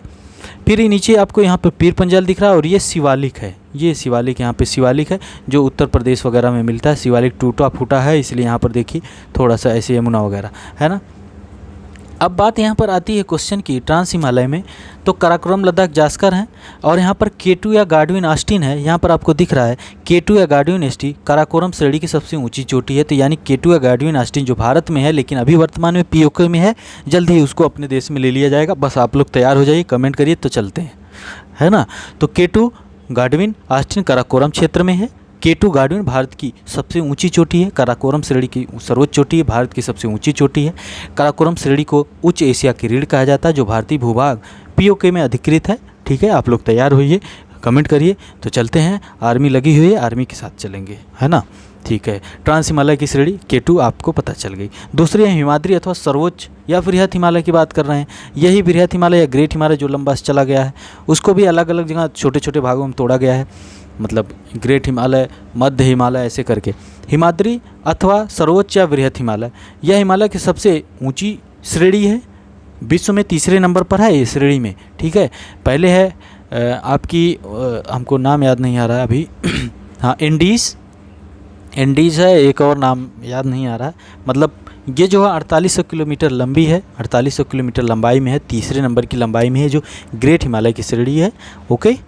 और इसकी औसत ऊंचाई इतना, औसत ऊंचाई जानने की जरूरत नहीं है। एवरेस्ट 8848 मीटर ऊंचा है, और जो नेपाल और यहाँ तिब्बत के बॉर्डर पर स्थित है। कंचनजंगा सिक्किम और नेपाल के बॉर्डर पर है। फिर नंगा पर्वत नंगा पर्वत, नंदा देवी, कामेट और नामचा बारवा आदि इसके कुछ महत्वपूर्ण शिखर हैं। किसके? ग्रेट हिमालय में शिखर हैं। विश्व की सबसे ऊंची चोटी माउंट एवरेस्ट नेपाल में इसी पर्वत श्रेणी में स्थित है। ठीक है, ओके। नामचा बारवा, कंचनजंगा, मकालू, एवरेस्ट, नामचा बारवा, कंचनजंगा, मकालू, एवरेस्ट, मंसालू, अन्नपूर्णा, धौलागिरी, नंदा देवी, कामेट, नंगा पर्वत। अब हम ऐसा इसलिए बता रहे हैं क्योंकि यहाँ से क्वेश्चन पूछे जाते हैं। अब हमने बताया नामचा बारवा, ये सबसे यहाँ पर है नामचा बारवा। उसके बाद कंचनजंगा सिक्किम के पास आ जाते हैं, एवरेस्ट आ जाते हैं, यहाँ पड़ता है मकालू, फिर मंसालू। ठीक है, एवरेस्ट किसके बीच में है? मकालू पूरब में है, फिर एवरेस्ट, फिर मंसालू, उसके बाद है अन्नपूर्णा आती है, फिर धौलागिरी आती है, नंदा देवी, कामेत और नंगा पर्वत। तो यहाँ पूरब से पश्चिम में, अब यहाँ पर इस प्रकार से लिखा गया, इधर पूरब लिखा गया है यानी पूरब से पश्चिम में लिखा गया, तो यहाँ पूरब से पश्चिम में, ये आपको याद होना चाहिए, कहीं कहीं क्वेश्चन पूछ लिया जाता है। ये महत्वपूर्ण चोटियाँ हैं, इसको आप लोगों की जिम्मेदारी है, आप लोग याद करिए। नामचा बारवा, कंचनजंगा, मकालू, एवरेस्ट, मंसालू, अन्नपूर्णा, धौलागिरी, नंदा देवी, कामेत और नंगा पर्वत। ठीक है, ये है। अब कुछ पहाड़ियाँ जहाँ से क्वेश्चन पूछे जाते हैं, अक्सर पूछे जाते हैं, आपको कई दिख रहा है, जैसे यहाँ पर गारो, खासी, जयंतिया, ये मेघालय में है तीनों श्रेणियाँ। गारो, खासी, जयंतिया मेघालय में है। यहाँ पर दिख रहा है मिकीर पहाड़ी, डपला, मीरी, अबोर, मिसमी। ध्यान से देखिएगा, D, Dafla, Miri, Abor, Mishmi, DM M, DM M. तो यानी अगर हम इधर से जाएंगे, भारत से हम दिल्ली से जा रहे हैं, इधर से ट्रेन से जा रहे हैं, तो हमको सबसे पहले दपला मिलेगी, फिर मीरी मिलेगी, फिर अबोर मिलेगी, फिर मिसमी मिलेगी, है ना। तो डीएम एम इधर से याद कर लीजिएगा, डीएम एम, डपला, मीरी, अबोर, मिसमी है ना, ये है। ठीक है, डपला, मीरी, अबोर, मिसमी कहाँ पर है? ये अरुणाचल प्रदेश में है, याद रखिएगा। मिकीर पहाड़ी आपको यहाँ पर दिख रही है, मिकीर पहाड़ी कहाँ पर है? मिकीर पहाड़ी असम में है, याद रखिएगा। बरेल श्रेणी पाई जाती है असम, मणिपुर और नागालैंड में। बरेल श्रेणी आसाम, मणिपुर और नागालैंड इधर के क्षेत्र में पाई जाती है, मणिपुर, नागालैंड, बरेल श्रेणी। ये सब क्वेश्चन पूछे जाएंगे, ओके। पटकाई बम अरुणाचल प्रदेश और म्यांमार की सीमा बनाती हैं। पटकाई बम अरुणाचल प्रदेश और म्यांमार की सीमा बनाते हैं, महत्वपूर्ण है, याद रखिएगा, स्क्रीनशॉट ले लीजिए, इन चीज़ों को याद रखिए। नागा पहाड़ी नागालैंड में, मणिपुर पहाड़ी मणिपुर में, मिजो पहाड़ी मिजोरम में, त्रिपुरा पहाड़ी त्रिपुरा में, इनको याद ही नहीं करना। बरेल श्रेणी है असम, मणिपुर और नागालैंड में। मिकीर पहाड़ी असम में है। डपला, मीरी, अबोर, मिसमी अरुणाचल प्रदेश में। पटकाई बम अरुणाचल प्रदेश और म्यांमार की सीमा बनाता है, याद रखिएगा ये सब चीज़ें, ओके। ठीक है, यहाँ पर और भी हैं, जैसे यहाँ पे अलग अलग नाम बोला जाता है, लद्दाख, कराकोरम लद्दाख, और इसको भी नॉर्थ टू साउथ सेट करने के लिए पूछा जा सकता है, नॉर्थ टू साउथ। तो सबसे पहले कराकोरम, फिर लद्दाख, कराकोरम लद्दाख, जास्कर, ग्रेट हिमालय, पीर पंजाल, शिवालिक। ठीक है, फिर शिवालिक नीचे, ओके। याद हो गई चीज़ें यहाँ तक याद हो जानी चाहिए आपको। हिमाचल श्रेणी अर्थात लघु हिमालय, मतलब कि ग्रेट हिमालय के नीचे हिमाचल श्रेणी है, जिसमें पीर पंजाल, धौलाधर, मसूरी वगैरह क्षेत्र इसी श्रेणी में। नागटिवा, महाभारत श्रेणियाँ ये सब इसमें पाई जाती हैं। यहाँ पर अल्पाइन चारागाह भी पाए जाते हैं, जिन्हें कश्मीर घाटी में मर्ग, गुलमर्ग, सोनमर्ग तथा उत्तराखंड में बग्याल या प्यार कहा जाता है। चारागाह भी पाए जाते हैं, मतलब यहाँ पर जब ये जो कश्मीर घाटी वगैरह है, मतलब यहाँ पर चारागाह पाए जाते हैं, पशुओं को चराया जाता है वहाँ पर। ठीक है, आप लोग कमेंट करिएगा ट्रांस ह्यूमन्स क्या होता है, ट्रांस ह्यूमन्स क्या होता है, ये कमेंट करिएगा आप लोग, ठीक है। और लघु हिमालय अपने स्वास्थ्यवर्धक पर्यटक स्थलों के लिए प्रसिद्ध है। लघु हिमालय स्वास्थ्यवर्धक शिमला, कुल्लू, मनाली, मसूरी, दार्जिलिंग आदि इसमें लिया जाता है ना। तो यही अच्छी जगह हैं जहाँ पर लोग जाने का हमेशा प्रयास करते हैं कि जब मौका मिले तब यहाँ पर चले जाएं। स्वास्थ्यवर्धक है, पर्यटक स्थल हैं, अच्छा मौसम रहता है, अच्छा टेम्परेचर रहता है, ओके, देखने में अच्छा लगता है। ये सब हिमाचल श्रेणी या लघु या मध्य हिमालय के क्षेत्र में ये सब आते हैं, ओके। शिवालिक अर्थात निम्न या बाह्य हिमालय, मतलब अब मध्य हिमालय के बाद नीचे शिवालिक या बाह्य हिमालय आते हैं। हिमालय की सबसे नवीन पर्वत श्रेणी है, सबसे नई वाली पर्वत श्रेणी यह है। शिवालिक और लघु हिमालय के मध्य कई घाटियाँ हैं, जैसे काठमांडू घाटी, पश्चिम यानी दून या द्वार कहते हैं, जैसे देहरादून है। देहरादून आप देखेंगे, देहरादून जैसे यहाँ पर आप मैप देखेंगे तो देहरादून आपको दिखेगा, उत्तर प्रदेश से बॉर्डर टच हो रहा है देहरादून का, ओके। और हरिद्वार भी इसी में आते हैं। खेती की अच्छी संभावना होने के कारण इन घाटियों में लोगों का अच्छा बसाव है। देहरादून वगैरह में जनसंख्या ज़्यादा है, उत्तराखंड के देहरादून में सर्वाधिक जनसंख्या है। शिवालिक के निचले भाग को तराई कहते हैं। यह दलदली और वनाच्छादित है। तराई मतलब कि जब आप ऐसे आप मैप बनाएंगे, हम भारत का मैप बनाते हैं, आपको दिखाते हैं कुछ इस प्रकार से। यहाँ पे टैब में बन नहीं पाता है पेन से, क्योंकि जैसे ही हाथ टच होता है तो टैब इधर उधर होने लगता है, कुछ इस प्रकार से, है ना। ये ऐसे नहीं होगा यहाँ पर। तो ये जो क्षेत्र है ये तराई वाला, इधर उत्तर प्रदेश आपका आ जाता है। उत्तर प्रदेश, उत्तर प्रदेश भी यहाँ पर शिवालिक फुट हिल्स है, मतलब फुट हिल्स, उसके फुट हिल्स मतलब नीचे वाला क्षेत्र जो है वो भी थोड़ा बहुत उत्तर प्रदेश में आता है, तराई का भाग आता है ना। ठीक है, तो ये सब चीज़ें आपको पता हो गई। Great Himalaya, Karakoram Ladakh, Zanskar, great Himalaya, Pir Panjal, Shivalik, okay, चीज़ें पता हो गई, सब चीज़ें आपको क्लियर हो गई। अब हम पश्चिमी घाट और पूर्वी घाट की बातें कर लें। पश्चिम घाट जो मतलब पश्चिम में है भारत के, पश्चिमी घाट मतलब जो भारत के पश्चिम में है।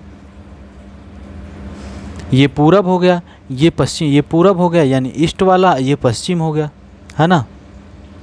तो पूरब में पश्चिमी घाट ताप्ती के मुहाने से लेकर कन्याकुमारी तक फैला हुआ है। ताप्ती, नर्मदा और ताप्ती नदियाँ यहाँ पर गिरती हैं। ताप्ती के मुहाने से कन्याकुमारी यहाँ तक फैला हुआ है। कहाँ तक? यहाँ तक फैला हुआ है, ठीक है। यह वास्तविक पर्वत श्रेणी नहीं है, बल्कि याद रखिएगा, it is not a true पर्वत नहीं है, वास्तविक पर्वत श्रेणी नहीं है ना, वास्तविक नहीं है, याद रखिएगा, बल्कि प्रायद्वीपीय पठार का ही एक भ्रंश कगार है। प्रायद्वीपीय पठार का एक फॉल्ट स्क्रैप है। यह भ्रंश का द्योतक है जो अफ्रीका से भारत के अलग होते समय उत्पन्न हुआ था। अफ्रीका से भारत जब अलग हुआ था ना, तब उत्पन्न हुआ था, है ना। यहाँ से ये पूरा एरिया, ओके, तब अलग हुआ था। पश्चिमी घाट के उत्तर में गुजरात और सौराष्ट्र प्रदेश में गिर पहाड़ियाँ स्थित हैं। यहाँ पर जो एशियाई सिंह के लिए विश्वविख्यात हैं, एशियन लायंस पाए जाते हैं। पश्चिमी घाट को सह्याद्री भी कहा जाता है।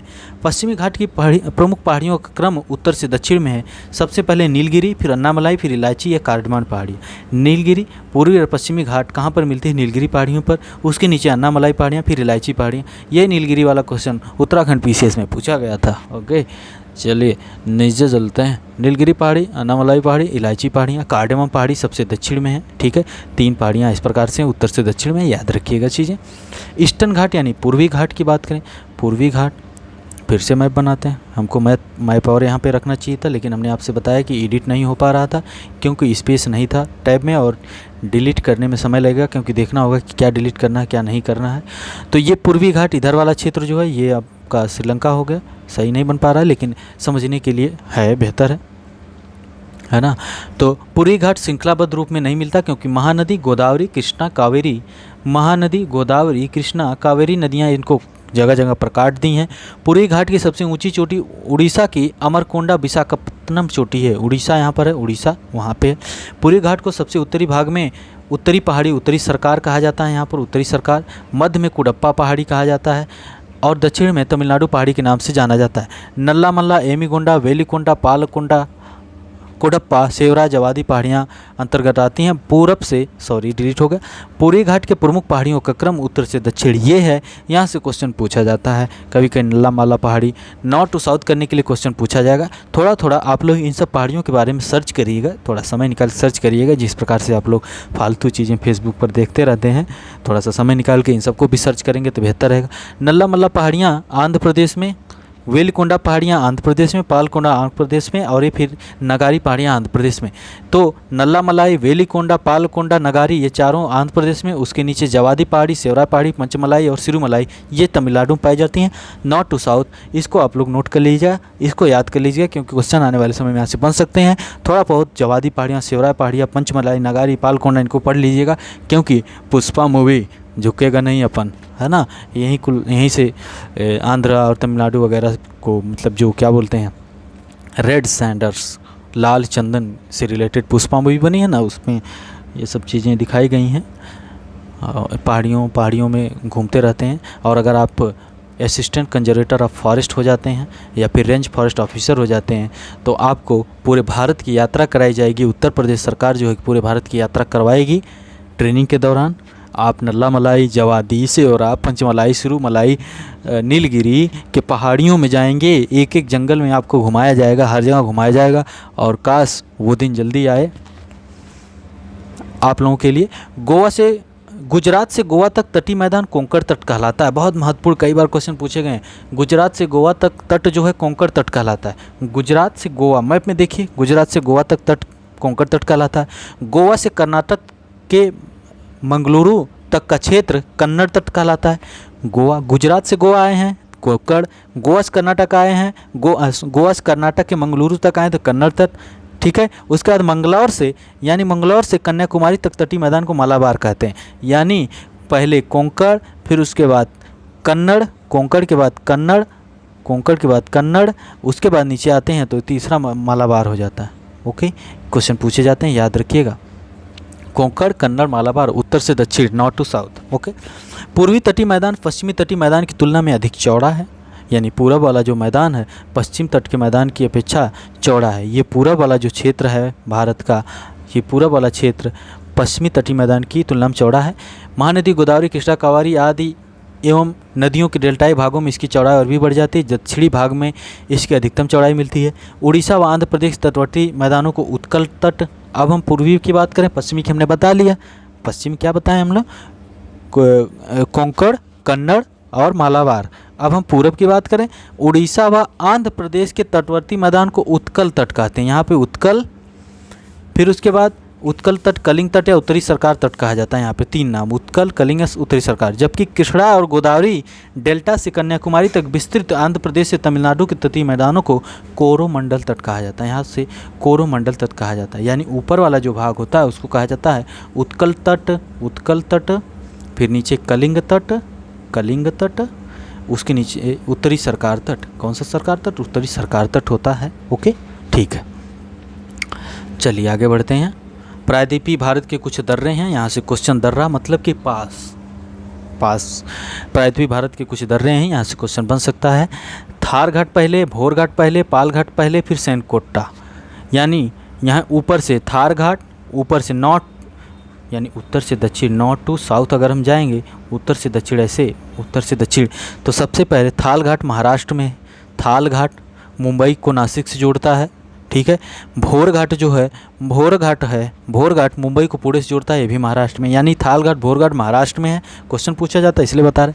पाल घाट जो है केरल में है, पाल घाट जो है केरल में है, याद रखेंगे, पाक कर लीजिए, पाल घाट केरल में, पाकिस्तान, ठीक है। पाल घाट केरल में, ठीक है। पलक्कड़, कोयम्बटूर, नीलगिरी और नामलाई पहाड़ियों के मध्य। सेनकोट्टा भी केरल में है, तिरुवनंतपुरम और मदुरई। यानी अब इसके नीचे आ जाएगा सेनकोट्टा गैप, ठीक है। थारघाट, भोरघाट, पालघाट, सेनकोट्टा गैप क्वेश्चन पूछे जाते हैं इसलिए बता रहे हैं। बात अंडमान और निकोबार द्वीप समूह की करें। अंडमान निकोबार द्वीप समूह की, बंगाल की खाड़ी में स्थित अंडमान और निकोबार द्वीप समूह म्यांमार स्थित अराकान योमा का ही दक्षिणी विस्तार है। लैंडफॉल द्वीप निकोबार द्वीप समूह का सबसे उत्तरी द्वीप है। नारकोंडम द्वीप में 2 सुसुप्त ज्वालामुखी एवं बैरन द्वीप में 1 सक्रिय ज्वालामुखी है। अब ये देखिए, आपको अंडमान और निकोबार आइलैंड दिख रहा है, इधर देखिए 3 भागों में बटा है। नॉर्थ अंडमान क्या है, नॉर्थ अंडमान, मिडल अंडमान और उसके बाद यहाँ पर लोअर अंडमान। सेंटिनल आइलैंड बहुत फेमस था, सेंटिनलीज जनजातियाँ भी पाई जाती हैं। इधर लिटिल अंडमान है, ओके, ठीक है लल्ला। इधर कार निकोबार है और इधर आपको ग्रेट निकोबार दिख रहा है, इधर लिटिल निकोबार दिख रहा है ना। 6 डिग्री चैनल के द्वारा, अब इसके नीचे आएंगे तो 6 डिग्री चैनल के द्वारा इंडोनेशिया से अलग होता है ना, ठीक है। चलिए, और यहीं पर एक है अंडमान में ही बैरन आइलैंड है। बैरन आइलैंड यहीं कहीं है जहाँ में ज्वालामुखी, सक्रिय ज्वालामुखी एकमात्र भारत में पाई जाती है, बैरन आइलैंड। यूपीएससी एक बार क्वेश्चन पूछ चुका है यहाँ से, ओके, ठीक है। बंगाल की खाड़ी में, हाँ, नारकोंडम द्वीप में 2 सुसुप्त ज्वालामुखी हैं, याद रखिएगा। सुसुप्त ज्वालामुखी नारकोंडम में, बैरन द्वीप में 1 सक्रिय ज्वालामुखी है। उत्तरी अंडमान में पर्वतीय क्षेत्र जिसकी सर्वोच्च चोटी सैडल द्वीप है और सदाहरित वनों का भी क्षेत्र है। मध्य अंडमान, ठीक है, आगे बढ़ते हैं। अंडमान निकोबार द्वीप समूह की राजधानी पोर्ट ब्लेयर है। यहीं पर सेलुलर जेल थी जहाँ पर लोगों को काला पानी की सज़ा होती थी, ओके। और उत्तरी अंडमान, यहाँ पर हम बता रहे हैं, उत्तरी अंडमान जो है कि अंडमान और निकोबार एक दूसरे से अलग होते हैं। कितने डिग्री चैनल के द्वारा, 10 डिग्री चैनल के द्वारा एक दूसरे से अलग होते हैं। और ये नॉर्थ अंडमान, मिडल अंडमान, ये दोनों से अलग होता है, ये 11 डिग्री चैनल के द्वारा अलग होता है। लेकिन 10 डिग्री चैनल से उत्तरी अंडमान और निकोबार एक दूसरे से अलग होते हैं। कभी घूमने जाइएगा, बहुत मज़ा आएगा। ये सुमात्रा से अलग होता है, इंडोनेशिया के यहाँ पर सुमात्रा आइलैंड है जिससे 6 डिग्री चैनल के द्वारा अलग होता है। यहीं पर एक पिग्मेलियन पॉइंट भी नाम दिया जाता है, जो हमने बताया था आपको अभी कि पिग्मेलियन पॉइंट भी बोला जाता है, उसको इंदिरा पॉइंट भी बोला जाता है, जो भारत का सबसे दक्षिणी बिंदु है ना, ठीक है। इस द्वीप की प्रमुख पर्वत चोटियाँ हैं सैडल द्वीप, डियावोलो, कोयोब और Thuillier. Saddle Diavolo Koyob Thuillier, Saddle Diavolo Koyob Thuillier question पूछे जाते हैं। सैडल मतलब कि प्रमुख पर्वत चोटियाँ कहाँ हैं। सैडल जो है उत्तरी अंडमान में है, इतना मीटर ऊंची है। डियावोलो जो है कि मध्य अंडमान में इतना ऊंची है। कोएब जो है कि दक्षिणी अंडमान में इतना ऊंची है। और थ्विलर ग्रेट निकोबार में है, इतना ऊंची है। नॉर्थ टू साउथ, ये नॉर्थ टू साउथ सेट हैं, उत्तरी मध्य और दक्षिणी अंडमान में। फिर ग्रेट निकोबार में आ गए। लेकिन अगर हम हाइट की बात करते हैं, हाइट की बात करें तो सैडल द्वीप जो है, सैडल चोटी जो है उत्तरी अंडमान में है, जो सबसे ऊंची है। उसके बाद दूसरे नंबर पे ये आखिरी वाली आती है जो सबसे दक्षिण में है। तीसरे नंबर पर ऊंचाई में ये आती है माउंट डियावोलो जो मध्य अंडमान में है। और चौथे नंबर पर माउंट कोएब आती है। बहुत ध्यान से ये चीज़ देखिएगा क्योंकि यहाँ से क्वेश्चन पूछा जाएगा। और असिस्टेंट कमांडेंट हो या फिर यहाँ कहीं से क्वेश्चन पूछा जा चुका है। यूपीएससी जब क्वेश्चन पूछता है तो उत्तर प्रदेश पीसीएस, बिहार पीसीएस के जो पेपर सेटर लोग होते हैं, उत्तर प्रदेश पीसीएस, यूपीएससी वगैरह क्वेश्चन को खंगालते हैं बढ़िया से कि अच्छा क्वेश्चन कहाँ से मिलेगा, थोड़ा बहुत उसमें घुमा के आपके सामने फेंकते हैं। गुलेल जानते हैं, गुलेल से, है ना, गुलेल वही वाला, वो एक मूवी थी ना, कौन सी थी एक मूवी, याद नहीं आ रहा नाम, उसमें गुलेल चलाते हैं सब। तो सैडल द्वीप, डियावोलो कोएब थ्विलर, ठीक है, याद रखिएगा, चीज़ें बहुत महत्वपूर्ण हैं। तो अंडमान द्वीप हो गया। लक्षद्वीप, लक्षद्वीप पूरी तरीके से प्रवाल निर्मित है। प्रवाल क्या होती हैं? कोरल, कोरल, कोरल जो होता है एनिमल होता है, कोरल एनिमल होता है जिस पर जूस ज़ैंथले नाम का माइक्रोस्कोपिक एल्गी मतलब प्लांट होता है जो आकर यहाँ पर मतलब रहता है और एक दूसरे का सिम्बायोटिक रिलेशनशिप में रहते हैं। कोरल एनिमल है तो एनिमल CO2 छोड़ेगा और एल्गी यानी प्लांट है तो प्लांट को क्या ज़रूरत होगी? प्लांट को CO2 की ज़रूरत होगी और प्लांट ऑक्सीजन देगा तो ऑक्सीजन इसको मिलेगा, है ना। फिर से कोरल जो है, कोरल यानी प्रवाल जो है, कोरल एनिमल है, ठीक है, जंतु है, छोटा सा जीव है, कोरल है। ज़ूज़ैंथले, THALAE, ज़ूज़ैंथले माइक्रोस्कोपिक एल्गी यानी छोटा सा प्लांट है। ये प्लांट कोरल जो होता है और ये इन दोनों के बीच में सिम्बायोटिक रिलेशनशिप होती है, ओके। एक दूसरे को कुछ ना कुछ दोनों देते हैं और साथ साथ रहते हैं, ठीक है। ये प्लांट है तो यहाँ जाके रह लेता है, ठीक है। तो कोरल एनिमल है तो कोरल क्या CO2 छोड़ेगा, तो CO2 की ज़रूरत होती है फोटोसिंथेसिस के लिए, किसको? प्लांट को। और प्लांट क्या ऑक्सीजन छोड़ेगा, ऑक्सीजन देगा किसको? इसको, है ना। तो सिम्बायोटिक रिलेशनशिप में रहते हैं। तो यही प्रवाल निर्मित है। लेकिन कोरल बढ़ते जाते हैं और कैल्शियम कार्बोनेट, लाइमस्टोन अपना छोड़कर वहाँ पर चले जाते हैं, जिसकी वजह से द्वीप का निर्माण होता है। सबसे बड़ी द्वीप पूरे विश्व में है, ग्रेट बैरियर रीफ है, ठीक है, ग्रेट बैरियर रीफ है। भारत में लक्षद्वीप जो है पूरे तरीके से प्रवाल निर्मित है और इसको बनने में बहुत वर्षों का समय लगता है, ऐसा नहीं कि 2 दिन में बन जाता है, ठीक है, याद रखिएगा। ये द्वीप अंतः सागरी चबूतरों पर चूने पर निर्वाह करने वाले मूंगा जीवों के अस्थि पंजरों से निर्मित है, वही जो चीज़ हम बता रहे हैं। एद्रोन द्वीप, कारोत्ती द्वीप, यह मिनकाय द्वीप से 9 डिग्री चैनल के द्वारा अलग होता है। मिनकाय द्वीप 8 डिग्री चैनल के द्वारा मालदीव से अलग होता है। ये सब चीज़ें हमने आपको 8 डिग्री चैनल ये सब बता दी। यहाँ पर आप देख सकते हैं ये भारत देश है अपना, प्यारा देश, प्यारा भारत देश, हमारा देश। हमारे देश का मैप देखने पर बड़ी खुशी होती होगी आपको भी, हमको भी होती है ना। तो ये हमारा भारत देश है और यहाँ पर आप लक्षद्वीप देखिए कुछ इस प्रकार से फैला हुआ है, कावरत्ती है ना। मिनकाय आइलैंड यहाँ से 8 डिग्री चैनल से अलग होता है और लक्षद्वीप और मिनकाय 9 डिग्री चैनल से अलग होते हैं। वही चीज़ हमने आपको यहाँ बताई थी कि 10 डिग्री चैनल से अंडमान निकोबार अलग होते हैं, 6 डिग्री चैनल से यहाँ पर अलग होता है जो निकोबार आइलैंड है, अंडमान निकोबार अलग होता है इंडोनेशिया से, ओके। चलिए आगे बढ़ते हैं। अब हम नदियों के बारे में देखेंगे। नदियों के बारे में 3 नदी तंत्र हैं भारत में जो हिमालय से निकलती हैं। सिंधु नदी तंत्र, सिंधु यानी इंडस नदी तंत्र, सिंधु नदी तंत्र, झेलम नदी तंत्र, झेलम नदी तंत्र हम बोल रहे हैं, सिंधु नदी तंत्र, गंगा नदी तंत्र और ब्रह्मपुत्रा नदी तंत्र। सिंधु, गंगा और ब्रह्मपुत्रा नदी तंत्र, तीनों नदी तंत्र के बारे में देखेंगे। उसके बाद प्रायद्वीपीय नदियाँ, प्रायद्वीपीय भारत की नदियाँ देखेंगे, गोदावरी, कृष्णा, कावेरी, इन सब के बारे में देखेंगे। उसके अलावा पश्चिम में जो नदियाँ बहती हैं जैसे कि नर्मदा और ताप्ती नदियाँ, उसके बारे में भी हम लोग देखेंगे और बेहतर तरीके से देखेंगे। धैर्य और धीरज को फिर से एक बार उनको रिक्वेस्ट करिए कि बैठे रहें बेचारे, है ना। चलिए सिंधु नदी तंत्र की बात करें। इसके अंतर्गत सिंध एवं उसकी सहायक नदियाँ जैसे पंचनद, 5 नदियाँ बोले जाते हैं। झेलम, वितस्ता इसको पहले बोला जाता था, वितस्ता, चेनाब, रावी, ब्यास, सतलज। झेलम, चिनाब, रावी, ब्यास, सतलज ये आदि नदियाँ जो 5 नदियों के अंतर्गत आती हैं जो सिंधु नदी तंत्र की हिस्सा हैं। सिंधु तिब्बत के मानसरोवर झील के निकट चेमायुंगडुंग ग्लेशियर से निकलती है। कहाँ से निकलती है?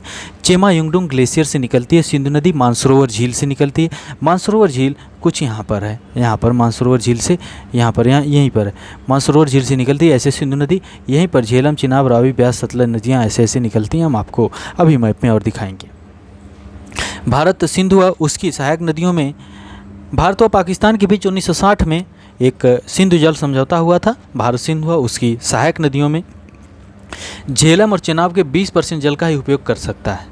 भारत सिंधु व उसकी सहायक नदियों में झेलम और चिनाब के केवल 20% जल का ही उपयोग कर सकता है। याद रखिएगा, झेलम और चिनाब के केवल 20% जल का ही उपयोग कर सकता है। ऐसा भारत पाकिस्तान के बीच 1960 में एक समझौता हुआ।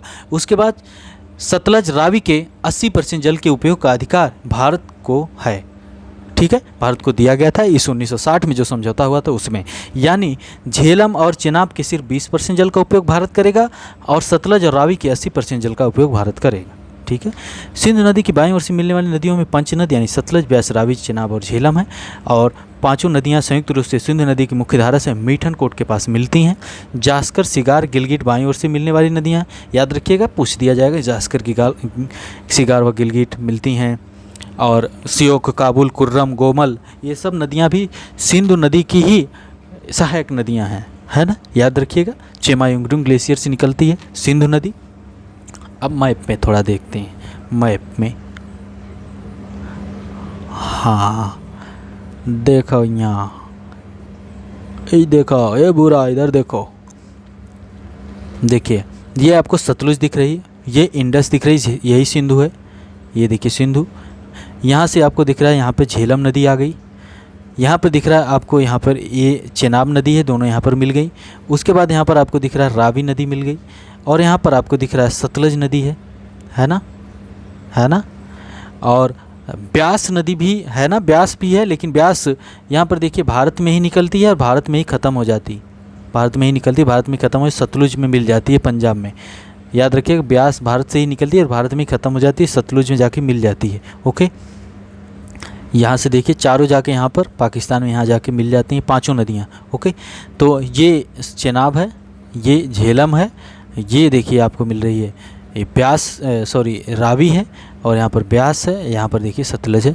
ठीक है, यहाँ पर जाके पाकिस्तान मिल जाती है। इसीलिए पाकिस्तान को कंट्री ऑफ कैनाल्स भी बोला जाता है और नदियों का देश भी बोला जाता है। पाकिस्तान में पानी की उपलब्धता के कारण खेती भी अच्छी खासी होती है पाकिस्तान में, लेकिन पाकिस्तान समझदार देश नहीं है। अक्सर करके हमारे सिपाहियों के ऊपर गोलियां चलाता है बेवजह की। भारत के लोग, आज तक कभी ऐसा नहीं हुआ है भारत ने किसी देश पर आक्रमण किया हो, आज तक नहीं हुआ है। भारत के लोग इतने इंटॉलरेंस हैं, टॉलरेट करते हैं चीज़ों को, मतलब कि इंटॉलरेंस नहीं, टॉलरेट करते हैं चीज़ों को, कि इतने सहिष्णु हैं कि जल्दी किसी के ऊपर आक्रमण नहीं करते हैं। आज तक नहीं किए हैं, लेकिन सामने वाला जब आँख दिखाता है तो उसी प्रकार से भारत की जो पॉलिसी है, क्या बोलते हैं, no first use policy, nuclear से रिलेटेड पॉलिसी है। परमाणु बम को हम लोग पहली बार यूज नहीं करेंगे, लेकिन सीधे सीधे पॉलिसी में साफ साफ लिखा है, कोई अगर देश कितना भी छोटा परमाणु हथियार हमारे ऊपर फेंकेगा तो हमारा दूसरा जो उसके बाद रिएक्शन होगा, उसकी इंटेंसिटी कितनी होगी, इसको समझ पाना बहुत मुश्किल होगा।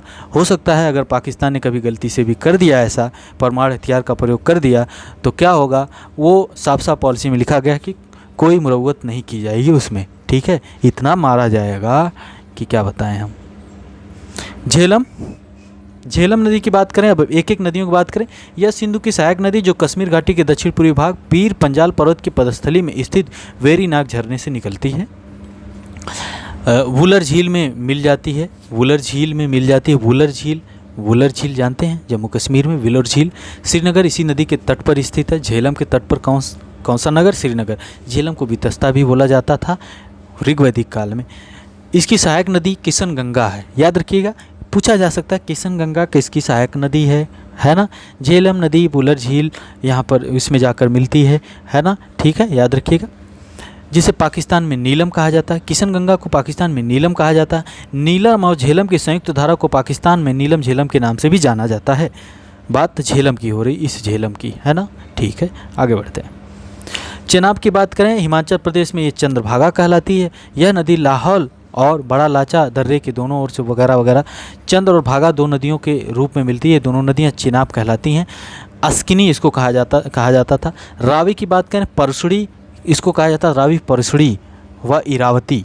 यह नदी पंजाब की 5 नदियों में से सबसे छोटी नदी है। सबसे छोटी नदी, इसका उद्गम स्थल हिमाचल प्रदेश में है। ब्यास कुंड से यह निकलती है, ब्यास कुंड से ब्यास नदी भी निकलती है, इसी में आकर मिलती है। ये देखिए आगे ब्यास हमने यहाँ पर दिखाया था ना, अब आपको हमने बताया था, नहीं ब्यास तो सतलज में जाकर मिलती है, ठीक है। इसी के निकट ब्यास कुंड से ब्यास नदी भी निकलती है, या पाकिस्तान के सराय सिंधु के निकट चेनाब में मिल जाती। ब्यास को बिपाशा कहते थे, बिपाशा बसु जानते होंगे आप। यह सतलज की सहायक नदी है, जिसका उद्गम कुल्लू पहाड़ी में स्थित रोहतांग दर्रे के दक्षिणी किनारे से होता है। कपूरथला के निकट हरिके नामक स्थान पर सिंध में मिल जाती है। हरिके बैराज भी है, हरिके बैराज सर्च करिएगा कहाँ पर। अब बात करें सतलज की, सतलज जो भारत के बाहर से निकलती है, हमने मैप में आपको थोड़ा बहुत दिखाया था। यहाँ पर देखिए सतलज नदी जो है भारत के बाहर से निकलती है। ये देखिए बाहर से आ रही है ना, मानसरोवर झील से आ रही है, वैसे ही इंडस भी यहाँ मानसरोवर झील से आ रही। तो सतलज की हम बात कर रहे हैं।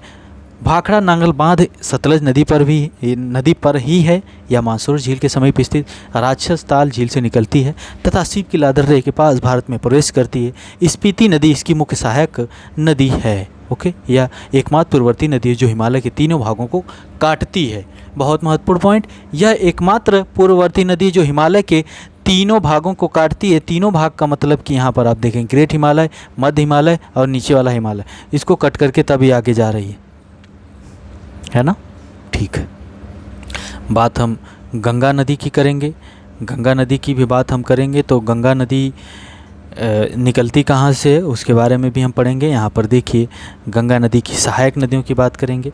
यहाँ पर गंगा नदी यहाँ से निकलती है। गंगा नामकरण कैसे होता है वो भी हम आपको बताएंगे। यहाँ पर देखिए गंगा नदी है, यहाँ पर यमुना नदी ऐसे आकर मिलती है प्रयागराज में। गंगा की सहायक नदियाँ रामगंगा, गोमती, घाघरा, गंडक, कोसी, महानंदा। और क्वेश्चन पूछा गया था उत्तर प्रदेश पीसीएस में, क्या यहाँ पर एक नदी है, क्या नाम है उसका याद नहीं आ रहा, बांग्लादेश में जो जाती है वो नदी, वो भी इसकी सहायक नदी पहले थी लेकिन अब वो चेंज कर चुकी है। उसके अलावा यहाँ पर सोन नदी आपको दिख रही है, सोन नदी भी गंगा की सहायक नदी है ना, ये देखिए दिख रहा है। तो और यहाँ पर यमुना के नीचे चंबल दिख रही है और बेतवा दिख रही है। यहाँ पर यमुना के हिंडन, वरुणा, सिंध, सिंगार, रिंद ऐसी नदियाँ भी मिलती हैं आकर। ये सब क्वेश्चन पूछे जाते हैं। पीसीएस में 2020 में पूछा गया था, 2021 में थोड़ा टफ कर दिया गया था, तो लोगों के क्वेश्चन थोड़ा, हाँ तीस्ता नदी की बात कर रहे थे। तीस्ता भी पहले गंगा की सहायक नदी थी, और यही गंगा नदी जब आकर गंगा यहाँ पर आगे बढ़ती है, कहाँ पर चली जाती है जब बांग्लादेश में, तो इसको पद्मा कहा जाता है। ब्रह्मपुत्रा इधर से आती है, इसको जमुना कहा जाता है। और यहाँ से एक और नदी आती है, नहीं जब दोनों मिल जाते हैं इनको मेघना कहा जाता है ना। ये सब नदियाँ गंगा का फिर यहाँ पर चले जाती है, बाहर निकल जाती है। विष्णुप्रयाग में सुनिएगा ध्यान से, कहाँ पर, उत्तराखंड के विष्णुप्रयाग में धौली गंगा निकलती है और अलकनंदा आकर उसमें मिलती है। धौली गंगा, अलकनंदा विष्णुप्रयाग में एक दूसरे से मिलती हैं, ठीक है। फिर अलकनंदा आगे बढ़ती है, अलकनंदा मिलती है पिंडार से कर्णप्रयाग में। विष्णु जी मिले कर्ण से, कर्ण जानते हैं श्री कृष्ण जी के मामा। तो धौली गंगा और अलकनंदा मिलती हैं विष्णुप्रयाग में, पिंडार में आकर मिलती है अलकनंदा कर्णप्रयाग में, यानी विष्णु जी मिले कर्ण से पिंडार, ठीक है। मंदाकिनी आकर मिलती है अलकनंदा में रुद्रप्रयाग में, जब मिलती हैं तो रुद्र रूप धारण कर लेते हैं, तो यानी रुद्रप्रयाग में मंदाकिनी अलकनंदा में मिलती है। लेकिन रुद्र रूप धारण करने के बाद कहते हैं आप तो देवता हैं, यानी देवप्रयाग में आके मिलती है भागीरथी अलकनंदा से। याद रखिएगा, विष्णु जी मिले कर्ण से और रुद्र रूप धारण करते हैं, और फिर देव कहते हैं कि आप तो देवता हैं श्री कृष्ण जी को, ओके। और फिर उसके बाद धौली गंगा अलकनंदा मिलती है, पिंडार अलकनंदा में मिलती है, मंदाकिनी अलकनंदा में मिलती है। ये आगे का इस प्रकार से होता है। बता इसलिए रहे हैं क्योंकि यहाँ से क्वेश्चन अभी तक उत्तर प्रदेश पीसीएस में शायद एक बार पूछा गया है, लेकिन आने वाले समय में संभावना है फिर पूछा जाएगा। तो चलिए आगे बढ़ते हैं। गंगा नदी की बात करें, गंगा नदी भागीरथी और अलकनंदा नदियों का सम्मिलित रूप है, बताया जो हमने आपको, जो देवप्रयाग के निकट मिलकर गंगा कहलाती है। है ना, देवप्रयाग के निकट। गंगा नदी का मुख्य स्रोत उत्तराखंड में स्थित गंगोत्री हिमनद है। यह हरिद्वार के निकट मैदानी भाग में प्रवेश करती है। इसमें दाहिनी ओर से यमुना नदी प्रयागराज इलाहाबाद में मिलती है, जो हम आपको बताएंगे। दक्षिणी पठार से आकर गंगा में मिलने वाली नदी सोन है। आगे दामोदर नदी छोटा नागपुर पठार में।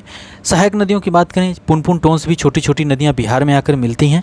रामगंगा, गोमती, घाघरा, गंडक, कोसी, बूढ़ी गंडक, बागमती, महानंदा, ये सब गंगा में बाएं साइड से मिलती हैं। कहाँ से? बाएं साइड से। ऊपर से आ रही, नीचे बाएं साइड, ठीक है। गंगा नदी की सबसे अधिक लंबाई उत्तर प्रदेश में है। ओके, ठीक है। फरक्का के बाद गंगा नदी दक्षिण पूर्व की ओर बहते हुए बांग्लादेश में प्रवेश करती है और पद्मा कहलाती। यानी जब बांग्लादेश में जाती है पद्मा कहलाती। यहाँ से गंगा कई धाराओं में बटकर डेल्टाई मैदान में दक्षिण की ओर बहती हुई समुद्र में मिलती है। पावना से पूर्व गोलुंडा के पास ब्रह्मपुत्र, जो जमुना के नाम से जानी जाती है ना, ये गंगा यहाँ पे आती है, पद्मा कहलाती है। इधर से ब्रह्मपुत्र आती है, जमुना कहलाती है। आगे जब बढ़ती हैं आगे बढ़ती हैं यहाँ पर ब्रह्मपुत्र, हाँ, पद्मा मिलती है, उनकी संयुक्त धारा पद्मा कहलाती है। चांदपुरा के पास मेघना इससे आकर मिलती है, मेघना नदी आकर मिलती है। तत्पश्चात इसका नाम मेघना हो जाता है और अनेक जल वितरिकाओं में बटकर बंगाल की खाड़ी में मिल जाती है। गंगा ब्रह्मपुत्र का डेल्टा विश्व का सबसे बड़ा डेल्टा माना जाता है, जिसका विस्तार हुगली और मेघना नदियों के बीच में है। डेल्टा का समुद्री भाग घने वनों से ढका है। सुंदरी वृक्ष की अधिकता कारण यह सुंदर वन कहलाता है। सुंदर वन का डेल्टा, ठीक है, ओके। तो गंगा नदी हो गई, ये हो गई ब्रह्मपुत्र, और ये हो गई यहाँ पे आगे बढ़ते हुए, है ना। चीज़ें कुछ क्लियर हो गई होंगी। कुछ सहायक नदियों को भी याद रखिएगा, सहायक नदियों से क्वेश्चन पूछा जाता है।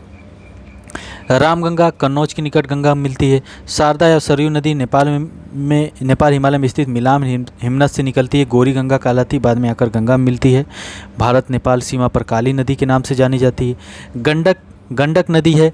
गंडक नदी क्वेश्चन उत्तर प्रदेश में पूछा गया था कि निम्नलिखित में से कौन सी नदी है जो उत्तर प्रदेश में नहीं प्रवाहित होती है। तो गंडक नदी, इसमें कन्फ्यूजन था, लेकिन आयोग ने गंडक को माना था कि गंडक उत्तर प्रदेश में नहीं प्रवाहित होती है। ओके, और पटना के निकट सोनपुर में गंगा में मिल जाती है गंडक नदी, सोनपुर गंगा में मिल जाती है। कोसी नदी बिहार का शोक कही जाती है। हमेशा इसमें बाढ़ जैसी स्थितियाँ हमेशा इसमें देखने को मिलती हैं। यह 7 नदियों से मिलकर बनती है। इसकी मुख्य धारा अरुण एवरेस्ट पर्वत के उत्तर में तिब्बत से निकलती है, नेपाल में मध्य हिमालय को पार करती है। पश्चिम की ओर इसमें सुन कोसी तथा पूर्व की ओर तमूर कोसी आकर मिल जाती है। अरुण से मिलने के बाद यह सप्त कोसी बन जाती है। प्रायः मार्ग बदलने की प्रवृत्ति कारण इसे बिहार का शोक कहा जाता है, क्योंकि जब भी मार्ग बदलती है तो पूरे क्षेत्र को वीरान कर देती है, खेती को बर्बाद कर देती है, लोगों के घरों का विनाश कर देती है। ठीक है, कौन सी नदी? कोसी नदी। और लोग बहुत परेशान हो जाते हैं, लोग भाग जाते हैं वहाँ से। महानंदा नदी, यह नदी पश्चिम बंगाल में दार्जिलिंग की पहाड़ियों से निकलती है। तो दार्जिलिंग की चाय को जीआई टैग किस वर्ष दिया गया था? कमेंट करिएगा। GI tag geographical indication tag. तथा सिलीगुड़ी के समीप तीक्ष्ण वक्र बनाती हुई गंगा में मिल जाती है। केन कर्णवती नदी, यह मध्य प्रदेश सतना जिले से निकलती है, कैमूर की पहाड़ियों से निकलती है तथा बांदा के निकट यमुना में मिल जाती है। ओके, चित्रकूट इसी नदी के तट पर स्थित है। सोन नदी, इस नदी के तट पर चित्रकूट स्थित है। यही केन और बेतवा को मिलाने की बात चल रही, जो उत्तर प्रदेश भारत सरकार ने बजट 2022-23 में इसकी बात रखी है। सोन नदी की बात करें, यह नदी मध्य प्रदेश में स्थित अमरकंटक के पठार में नर्मदा के उद्गम स्थान के निकट से निकलती है, जो पटना से पश्चिम में गंगा के दाहिने तट पर मिलने वाली सहायक नदी है। ओके, ठीक है। दामोदर नदी, दामोदर या पूर्व में इस नदी में अचानक बाढ़ आ जाती थी, जिसके कारण इसे बंगाल का शोक कहा जाता था। भारत में प्रमुख कोयला एवं अभ्रक क्षेत्र इसी घाटी में स्थित है। बराकर, जमुनिया, बरकी इसकी सहायक नदियां हैं। क्वेश्चन अब नदियों के सहायक नदियों से पूछे जा रहे हैं उत्तर प्रदेश पीसीएस में। पहले ये यूपीएससी पूछा करता था, यूपीएससी अब थोड़ा सा होल्ड कर चुका है, इसलिए अलग अलग राज्यों के जो स्टेट पीसीएस की एग्ज़ाम है उसमें यहाँ से क्वेश्चन पूछे जा रहे हैं। यमुना नदी की बात करें तो यमुना नदी यह गंगा की सबसे लंबी एवं सबसे पश्चिमी सहायक नदी है, जो बंदरपुंज के पश्चिमी ढाल पर स्थित यमुनोत्री हिमनद टिहरी गढ़वाल जिला उत्तराखंड के वहाँ से निकलती है। यह गंगा के समानांतर मतलब ऐसे बहती हुई प्रयाग में इलाहाबाद में गंगा मिल जाती है। हिमालय पर्वत में उत्तर की ओर मसूरी श्रेणी के पीछे इसमें टोंस नदी आकर मिलती है। इसके बाद यह लघु हिमालय की पहाड़ियों को काट कर आगे बढ़ती है, जहाँ पश्चिम की ओर से इसमें गिरी और पूर्व की ओर से आसन नदियाँ आकर मिलती हैं। इसमें चंबल, सिंध, बेतवा, केन तथा टोंस नदियाँ भी आकर मिलती हैं। हिंडन, मरुना, सिंगार, रिंद नदियाँ भी आकर मिलती हैं। चंबल जो है कि इसको दाहिने साइड से मिलती हैं, चंबल, सिंध, बेतवा, केन, टोंस। मिलती हैं और पश्चिम साइड से इसमें आकर मिलती हैं, जैसे हिंडन, वरुणा, हिंडन गाज़ियाबाद में एयरबेस भी है, मेरठ। चंबल नदी मालवा पठार से निकलती है। अब क्वेश्चन उत्तराखंड पीछे पूछा गया था कि मालवा पठार किन दो श्रेणियों के बीच में, इधर विंध्या श्रेणी लिखा था, इधर एक श्रेणी है अरावली, अरावली, हाँ तो अरावली, तो मालवा पठार ही है। चंबल नदी मध्य प्रदेश के महो में स्थित मालवा पठार से निकलती है, जो पहले उत्तर दिशा में राजस्थान के कोटा तक एक घाट से होकर बहती है, फिर बूंदी, सवाई माधोपुर वगैरह वगैरह इटावा के समीप यमुना मिल जाती है। इटावा उत्तर प्रदेश के जिले में। यह अपनी उत्खात भूमि के लिए प्रसिद्ध है। उत्खात भूमि को यहाँ बीहड़ कहा जाता है, कहते बीहड़ में रवाइंस चंबल के डाकू रहते हैं, ठीक है। इसकी संपूर्ण लंबाई इतना किलोमीटर है। राजस्थान की यह एकमात्र नदी जिसको सदा नीरा कहते हैं। सदा नीरा वो नदियाँ होती हैं जिसमें हमेशा पानी होता है, ठीक है। इसका पौराणिक नाम चर्मवती भी था। ब्रह्मपुत्र नदी की अब हम बात करेंगे, ब्रह्मपुत्र नदी को पढ़ेंगे। ब्रह्मपुत्र नदी, इसका अफवाह तंत्र 3 देशों तिब्बत, भारत और बांग्लादेश में विस्तृत। अब ब्रह्मपुत्र नदी तंत्र के बारे में हम देखते हैं। इसका अफवाह तंत्र 3 देशों तिब्बत, भारत व बांग्लादेश। तिब्बत, भारत और बांग्लादेश। बांग्लादेश में हम जो नहीं बताए थे कि आती है, तो यहाँ पर अलग नाम हो जाता है, पढ़ते हैं। यह कैलाश पर्वत श्रेणी के दक्षिण में मानसरोवर झील, यही मानसरोवर झील जहाँ से झेलम भी निकल रही है, वहीं से इंडस भी निकल रही है, वहीं से निकलती है, फिर ऐसे चाइना होते हुए आती है, अरुणाचल प्रदेश से होते हुए आके यहाँ पे गंगा एक दूसरे से मिलती हैं, फिर ऐसे जाके आगे बढ़ती है ना, यही है, ठीक है। चलिए आगे बढ़ते हैं। मानसरोवर झील के निकट आंशिक ग्लेशियर से निकलती है। इस नदी का बेसिन मानसरोवर झील के मरियन ला दर्रा द्वारा पृथक होता है। ब्रह्मपुत्र का अधिकतर मार्ग तिब्बत में, जहाँ इसका स्थानीय नाम सांगपो यारलुंग भी कहते हैं। सांगपो का मतलब द प्यूरीफायर, मतलब सफाई करने वाली, जिसका अर्थ है शुद्ध करने वाला, ओके। नामचा बारवा पर्वत के पूर्वी किनारे एक सारे या तीखा मोड़ लेते हुए, नामचा बारवा अरुणाचल प्रदेश में, यहाँ से तीखा मोड़ लेते हुए, ठीक है, दक्षिण पश्चिम दिशा मुड़ जाती है और इतना किलोमीटर गहरा कन्यान बनाती है। अरुणाचल प्रदेश में दिहांग कहलाती है। पासी घाट के निकट सादिया के पास 2 सहायक नदियाँ दिबांग और लोहित इसमें मिलती हैं। इसके बाद इसका नाम ब्रह्मपुत्र पड़ता है। इसके बाद यह असम घाटी में प्रवेश करती है, जहाँ कई सहायक नदियाँ ब्रह्मपुत्र में मिलती हैं। सुबानश्री, जिया भरेली, धनश्री, पुमारी, पगलादिया और मानस प्रमुख नदियाँ हैं। यह धुबरी शहर तक पश्चिम की ओर बहती है, तत्पश्चात गारो पहाड़ी से दक्षिण की ओर मुड़कर गोलपारा के पास बांग्लादेश में प्रवेश करती है। बांग्लादेश में इसका नाम जमुना है। यहाँ ब्रह्मपुत्र में तिस्ता आदि नदियाँ आकर मिलती है। तिस्ता जो सिक्किम से निकलती है, अंत में पद्मा गंगा में मिल जाती है। असम घाटी में ब्रह्मपुत्र नदी गुम्फित जलमार्ग बनाती है, जिसमें कुछ बड़े नदी द्वीप भी मिलते हैं। इसमें विश्व का सबसे बड़ा नदी द्वीप माजुली द्वीप है। माजुली एक जिला भी है ना। कहाँ पर? असम में माजुली एक जिला है, जो पूरे चारों तरफ से नदी आती है, बीच में जिला है, इधर उधर से नदी बहते हुए जाती है, ओके, डिस्ट्रिक्ट है। तो ये ब्रह्मपुत्र नदी है। बंगाल की खाड़ी में गिरने वाली नदियों की बात करें तो स्वर्ण रेखा, इसका अपवाह बेसिन झारखंड, उड़ीसा तथा पश्चिम बंगाल में पड़ता है। रांची के दक्षिण पश्चिम यह नदी रांची से दक्षिण पश्चिम पठार से निकलती है, पूरी दिशा में प्रवाहित होती है, जमशेदपुर से होते हुए जमशेद टाटा, ठीक है, जमशेदपुर से होकर गुजरती है, या पालासोर के निकट बंगाल की खाड़ी में मिल जाती है। ब्राह्मणी नदी छोटा नागपुर पठार के निकट रांची, झारखंड। महानदी अमरकंटक पठार से छत्तीसगढ़ के अमरकंटक पठार से निकलती है और महानदी में चली जाती है छत्तीसगढ़ के बाद ये पहुंचती है उड़ीसा में, ठीक है। गोदावरी नदी महत्वपूर्ण यहाँ पर है कि त्र्यंबकेश्वर से निकलती है गोदावरी। यह प्रायद्वीपीय भारत की सबसे लंबी नदी है। गोदावरी नदी नासिक के पास, जिसकी कुल लंबाई इतना 44% भाग महाराष्ट्र में इसका है, 23% आंध्र प्रदेश में, 20% मध्य प्रदेश में। पश्चिमी घाट की पहाड़ियों में स्थित त्र्यंबकेश्वर इसका उद्गम स्थान है। इसकी प्रमुख सहायक नदियाँ प्राणहिता, पूड़ा, पेनगंगा, वर्धा, वैनगंगा, इंद्रावती, मंजीरा हैं। सहायक नदियों से क्वेश्चन पूछे जा रहे हैं, इसलिए सहायक नदियाँ याद रखिएगा, ठीक है। आगे कृष्णा नदी की बात करें, महाबलेश्वर से निकलती है, महाकलेश्वर लिखा है, महाबलेश्वर से निकलती है, महाबलेश्वर, ठीक है।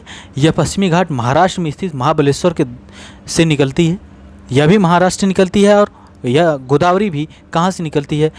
महाराष्ट्र से, नासिक के पास, ओके, ठीक है। 27% महाराष्ट्र में, 44% कर्नाटक में, 29% आंध्र प्रदेश में बहती है। कोयना, यरला, वरडा, पंचगंगा, दूधगंगा, घाट प्रभा, मालप्रभा, भीमा, तुंगभद्रा और मूसी मूसी, कमेंट करिएगा मूसी नदी के किनारे कौन सा महत्वपूर्ण एक शहर है वो बसा हुआ है, कमेंट करिएगा। कावेरी नदी ब्रह्मगिरी पहाड़ियों से निकलती है। कर्नाटक के कोगाडू जिले में मैसूर पठार की पहाड़ी में ब्रह्मगिरी पहाड़ियों से निकलती है कावेरी नदी।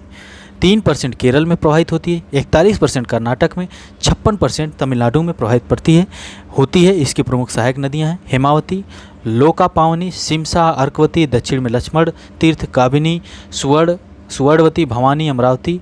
यह शिव समुद्र नामक प्रसिद्ध जलप्रपात बनाती है। शिव समुद्र जलप्रपात कावेरी नदी पर ही है। प्रायद्वीपीय नदियों में कावेरी ही ऐसी नदी है जिसमें वर्ष भर जल प्रवाह बना रहता है। ठीक है, ओके।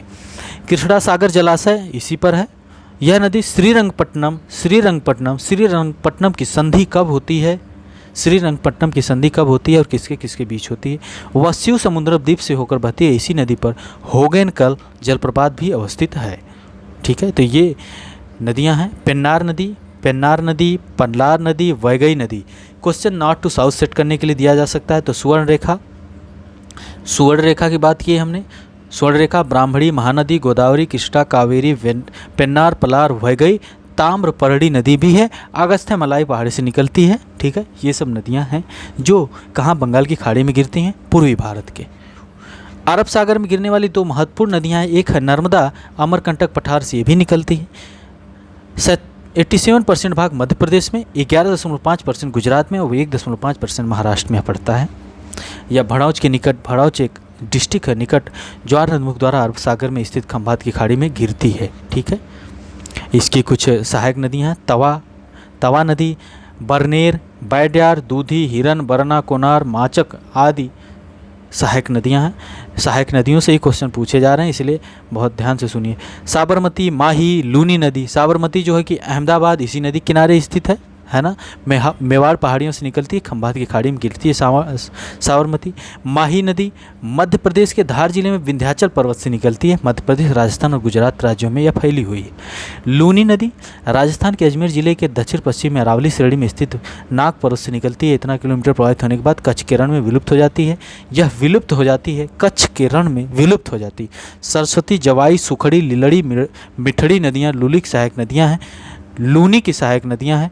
सरस्वती का उद्गम पुष्कर झील से होता है। मैप में देखिएगा पुष्कर झील आपको दिखेगी, है ना। ठीक है, अब हम कुछ झीलों के बारे में बात करेंगे। एक झील यहाँ पर आपको लोनार झील चिल्का झील दिख रही है। यहाँ पर ये थोड़ा सा इसका मुहाना खुला हुआ है ना। तो अलग अलग झीलों को देखेंगे, जगह जगह पर अलग अलग झीलें। पैंगांग, सो, मुरोरी, गोविंद सागर, गोविंद वल्लभ पंत सागर, यहाँ पर चिल्का झील, निजाम सागर, नागार्जुन सागर, तुंगभद्रा रिजर्वायर और भद्रा रिजर्वायर, स्टैनले रिजर्वायर, ये भवानी सागर, कृष्णराज सागर, लिंगम मक्की सागर, गांधी सागर, अलग अलग सागर हैं। एक एक को जो महत्वपूर्ण है उनको देखेंगे। वुलर झील जम्मू कश्मीर में स्थित है, ताजे जल की बृहत्तम झील है। भारत में स्थित ताजे जल की बृहत्तम झील है वुलर झील झेलम नदी पर निर्मित गोखुर झील का उदाहरण है। ओके, उसके बाद डल झील, यहीं से क्वेश्चन पूछा गया था अभी 2021 पीसीएस प्री में। भारत में स्थित ताजे जल की बृहत्तम झील है, यहीं से क्वेश्चन पूछा गया था 2021 में। डल झील की बात करें, डल झील यह भी जम्मू कश्मीर में ताजे जल की झील है। ओके, और सांभर झील राजस्थान में है। भारत मतलब यह बृहत्तम झील है जो 60% नमक की आपूर्ति करती है। खारे पानी की बृहत्तम झील है जो 60% नमक की आपूर्ति करती है। सांभर झील राजस्थान में है। ढेबर झील राजस्थान के उदयपुर में स्थित खारे जल की झील जो नमक उत्पादन के लिए प्रसिद्ध है। भारत की सबसे बड़ी कृत्रिम झील है ये ढेबर झील, याद रखिएगा। लोकटक झील मणिपुर में है। मणिपुर जानते हैं, मणिपुर से मीराबाई चानू थी ना, इस बार जीती हैं जो silver medal Mirabai Chanu Tokyo Olympic 2020 जो 2021 में हुआ था कोविड की वजह से। और मणिपुर से ही थी, क्या नाम है उनका, एक और हैं बॉक्सर, एक और बॉक्सर है उनका नाम याद नहीं आ रहा है। मणिपुर से उनके ऊपर मूवी भी बनी है और प्रियंका चोपड़ा ने उसमें अभिनय किया है, उनका रोल निभाया। लोकटक झील या उत्तर पूर्वी राज्य मणिपुर में स्थित मीठे पानी की झील है। झील पर जल विद्युत केंद्र भी है। यह झील विश्व में तैरती द्वीपीय झील है। इसको आप सर्च करिएगा यूट्यूब पर आपको दिखेगी। फुमडीज बोलते हैं, फुमडीज बोला जाता है, एकदम तैरता हुआ झील है। ठीक है, इस झील में कैबुल लामजाओर नामक राष्ट्रीय पार्क भी है और यूपीएससी 2014 या 15 में क्वेश्चन पूछ चुका है। यूपी पीसीएस बाकी है, वो भी पूछेगा, तो तैयार रहिए। बिहार पीसीएस भी पूछ सकता है। चिल्का झील उड़ीसा में है, भारत की खारे पानी की बृहत्तम लैगून झील है। लैगून झील या झींगा मछली के उत्पादन के लिए प्रसिद्ध है। लैगून झील मतलब जो थोड़ा सा खुली हुई हो समुद्र से, उसको लैगून झील बोला जाता है। हम आपको दिखाते हैं चिल्का झील। ये देखिए चिल्का झील उड़ीसा में, ये देखिए यहाँ पे खुला हुआ है, ये यहाँ से, ठीक है, ऐसे याद रखिएगा। कोलेरू झील आंध्र प्रदेश में कृष्णा गोदावरी डेल्टा के मध्य स्थित ताजे जल की झील है। पुलिकट झील या आंध्र प्रदेश, महत्वपूर्ण है, पुलिकट झील आंध्र प्रदेश में है 96%, तमिलनाडु में 4%। भारत का मैप देखिए, वहाँ पर टिक करिए। खारे जल की लैगून झील है। श्रीहरिकोटा आइलैंड सतीश धवन क्षेत्र, सतीश धवन अंतरिक्ष केंद्र यहीं पर स्थित है, Sriharikota island. Okay, Sriharikota island. Vembanad झील, वेम्बानद झील केरल तट पर स्थित खारे जल की लैगून झील है। इसी झील में वेलिंगटन द्वीप स्थित है। वेलिंगटन द्वीप इसी झील में स्थित है। वेम्बानद झील में लैगून झील है ये भी, जहां पर राष्ट्रीय नौकायन प्रतियोगिताएं होती हैं। भारत का सबसे छोटा नेशनल पार्क NH-47A वेलिंगटन द्वीप से होकर गुजरता है। वेलिंगटन द्वीप से होकर गुजरता है भारत का सबसे छोटा राष्ट्रीय राजमार्ग। लोनार झील, लोनार महाराष्ट्र में बुल्ढाना जिले में ज्वालामुखी उल्कापात द्वारा निर्मित झील है। ऐसा माना गया है कि यहाँ पर ज्वालामुखी के द्वारा या उल्का पिंड आकर गिरा था लोनार में, इसलिए, ठीक है। रेणुका झील हिमाचल प्रदेश में है, सिरमौर जिले में स्थित ताजे जल की झील है। यहीं पर चिड़ियाघर एवं लैंड सफारी पार्क स्थित है। सस्टम कोट्टा झील केरल के कोल्लम जिले में स्थित ताजे जल की बृहत्तम झील है। तो ये कुछ झीलें हो गई, महत्वपूर्ण झीलें हैं। क्वेश्चन, एक आध क्वेश्चन तो हर साल होते हैं, फिर रहेंगे। अलग अलग झीलें हैं, इसको स्क्रीनशॉट ले लीजिएगा, इसको देख लीजिएगा। मणिपुर की लोकटक झील है। हाँ, अष्टमुदी झील यहाँ पर दिखी रही है। अष्टमुदी केरल के कोल्लम जिले में स्थित लैगून या कैल झील है। अष्टमुदी केरल में है, जिसकी 8 शाखाएं हैं। रामसर समझौते द्वारा स्थित अंतर्राष्ट्रीय महत्व की आर्द्र भूमि घोषित किया गया है। भीमताल झील या उत्तराखंड के कुमाऊं क्षेत्र में स्थित मीठे जल की झील है भीमताल झील, जिसके केंद्र में एक छोटा द्वीप भी है। यह राष्ट्रीय व अंतर्राष्ट्रीय पर्यटन हेतु प्रसिद्ध है। चेम्बरक्कम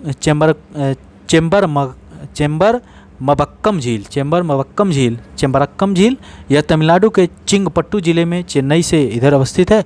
अड्यार नदी उद्गमित होती है इस झील से, याद रखिएगा। अड्यार नदी, अड्यार।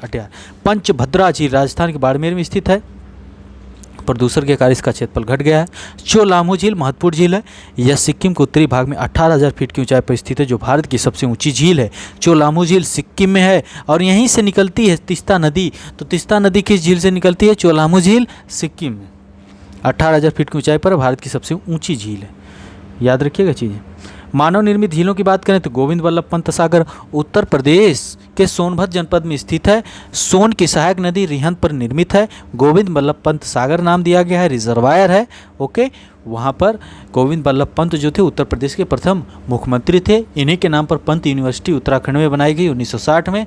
उसके अलावा गोविंद वल्लभ पंत जो सागर है वह यूपी और एमपी के बॉर्डर पर स्थित है। स्टैनले जलाशय तमिलनाडु में कावेरी नदी पर स्थित है। मेट्टोर बांध इसी के पीछे बना है, ठीक है। पेरियार झील केरल में पेरियार नदी पर स्थित है। पेरियार झील को जानते ही होंगे, नहीं जानते सर्च करिएगा, पढ़िएगा। गोविंद सागर झील हिमाचल प्रदेश में भाखड़ा बांध के पीछे सतलुज नदी पर निर्मित झील है। राणा प्रताप सागर व जवाहर सागर राजस्थान में है तथा गांधी सागर मध्य प्रदेश में चंबल नदी पर निर्मित है। राणा प्रताप व जवाहर राजस्थान में, गांधी सागर मध्य प्रदेश में है। मैप पे देखिएगा, बहुत शांति से देखिएगा, वहाँ पे दिखेगा राणा प्रताप व जवाहर सागर राजस्थान में, गांधी सागर मध्य प्रदेश में। नागार्जुन सागर कृष्णा नदी पर आंध्र प्रदेश तेलंगाना की सीमा पर अवस्थित है, ठीक है। ये झीलें हो गई। कुछ जलप्रपात भी हैं, जलप्रपात से भी क्वेश्चन पूछे जाते हैं, हमेशा पूछे जाते हैं। जैसे जोग, गरसोप्पा, गांधी, शरावती कर्नाटक में है। धुआंधार, दुग्धधारा, कपिलधारा नर्मदा मध्य प्रदेश में है, ठीक है। धुआंधार बोलते हैं नर्मदा नदी पर, मध्य प्रदेश। डुडुमा मच्छकुंड उड़ीसा में, डुडुमा मच्छकुंड उड़ीसा में। एक क्वेश्चन यहाँ से उत्तर प्रदेश विशेष में पूछा गया था, ठीक है। गोकक घाट प्रभा नदी पर है, कर्नाटक में। चुलिया, चा से चंबल राजस्थान में, ठीक है। चित्रकूट जलप्रपात CHI चित्रकूट इंद्रावती नदी पर छत्तीसगढ़ में, च से, ठीक है। चित्रकूट इंद्रावती छत्तीसगढ़। हुंडरू स्वर्ण रेखा पर है झारखंड में, हुंडरू स्वर्ण रेखा पर झारखंड में है। दूध सागर मांडवी नदी गोवा में, चचाई है बीहड़ नदी मध्य प्रदेश में, शिव समुद्रम कावेरी पे है कर्नाटक में, कुंचिकल जलप्रपात वाराही नदी कर्नाटक में, गौतम धारा जोना रारू नदी पर झारखंड में, दासम कांची झारखंड, साडनी शंख झारखंड। यहीं से क्वेश्चन एक पूछा गया, इसको रटना पड़ेगा आपको तभी जाके क्वेश्चन सही होगा। रटना तो पड़ेगा ही क्योंकि क्वेश्चन हमेशा पूछे जाते हैं फिर पूछे जाएंगे। तो आप कमेंट करिएगा भारत का सबसे ऊंचाई से गिरने वाला जलप्रपात कौन सा है ना। हाँ, तो बाकी यहाँ पर कुछ दर्रा वगैरह के बारे में चीज़ें दी गई हैं, भारत के प्रमुख घाटियों के बारे में चीज़ें दी गई यहाँ पर। इसको भी आप लोग यहाँ देखिएगा। मरखा घाटी, कश्मीर घाटी, नुब्रा घाटी, सुरू घाटी, गलवान घाटी। स्क्रीनशॉट ले लीजिएगा, या फिर आपके पास कोई बुक हो, दृष्टि IAS हो, या फिर आपके पास कोई और बुक हो, उसको देखिए, यहाँ से पढ़िए क्योंकि यहाँ से क्वेश्चन पूछे जाते हैं। यहाँ पे एक एक घाटी बताने का मतलब समय ज़्यादा होगा। ये पास जो हैं जेपेल्ला, पीर पंजाल, बनिहाल, रोहतांग, बुमडीला, दीपू, पांगसाऊ, तूजू, सिप किला, नीति दर्रा, पास से भी क्वेश्चन पूछे जाते हैं। उत्तर प्रदेश PCS, बिहार PCS, इन सब परीक्षाओं में पूछे जाते हैं। जूकू घाटी ये सब हैं, ठीक है। और यहाँ पर हिमालय के कुछ हिमनद दिए गए हैं। हिमालय के कुछ हिमनद हैं जैसे कि सियाचिन ग्लेशियर सबसे लंबाई में ऊंचा है, कराकोरम में है। सियाचिन, हिस्पर, बियाको, बल्टोरो, बातुरा, चोगुलुंगमा, खुर्दोपिन, रीमो, पुन्मा काराकोरम में स्थित है, और रूपल और ये सब अलग अलग जगह पर स्थित हैं। इसको आपको देखना होगा, रटना होगा, ये सब रटने वाली चीज़ें हैं। सर्वोच्च शिखर की बात हम कर चुके हैं, और बाकी चीज़ें आपको NCERT वाली चीज़ें हैं। बाकी NCERT जैसे कि आप 11th क्लास की NCERT बेहतर तरीके से पढ़िए, जिसमें वेजिटेशन, भारत में किस प्रकार के वन पाए जाते हैं, ट्रॉपिकल एवरग्रीन वन पाए जाते हैं, उसके अलावा भारत में मिट्टियाँ पाई जाती हैं, एलुवियल सॉइल, ब्लैक सॉइल, ये NCERT में पढ़िए, है ना। और उसके अलावा और भी चीज़ें हैं जो आपको खुद NCERT से पढ़नी चाहिए। अपना ज्ञान बढ़ाने के लिए NCERT बहुत ज़रूरी है आपको। तो इसी के साथ पूरा भारत का जो महत्वपूर्ण भूगोल है, भारत का भूगोल यहाँ पर कंप्लीट होता है। और मिलते हैं अगले लेक्चर में। प्रयास रहेगा 1 या 2 लेक्चर में पूरा विश्व भूगोल, या एक ही लेक्चर में विश्व भूगोल महत्वपूर्ण क्रैश कोर्स की तरह ख़त्म कर दिया जाएगा, महत्वपूर्ण सब चीज़ें। ओके, तो मिलते हैं अगले लेक्चर में। चैनल को लाइक, शेयर, सब्सक्राइब बिना कहे कर दिया करिए, और बहुत बहुत धन्यवाद।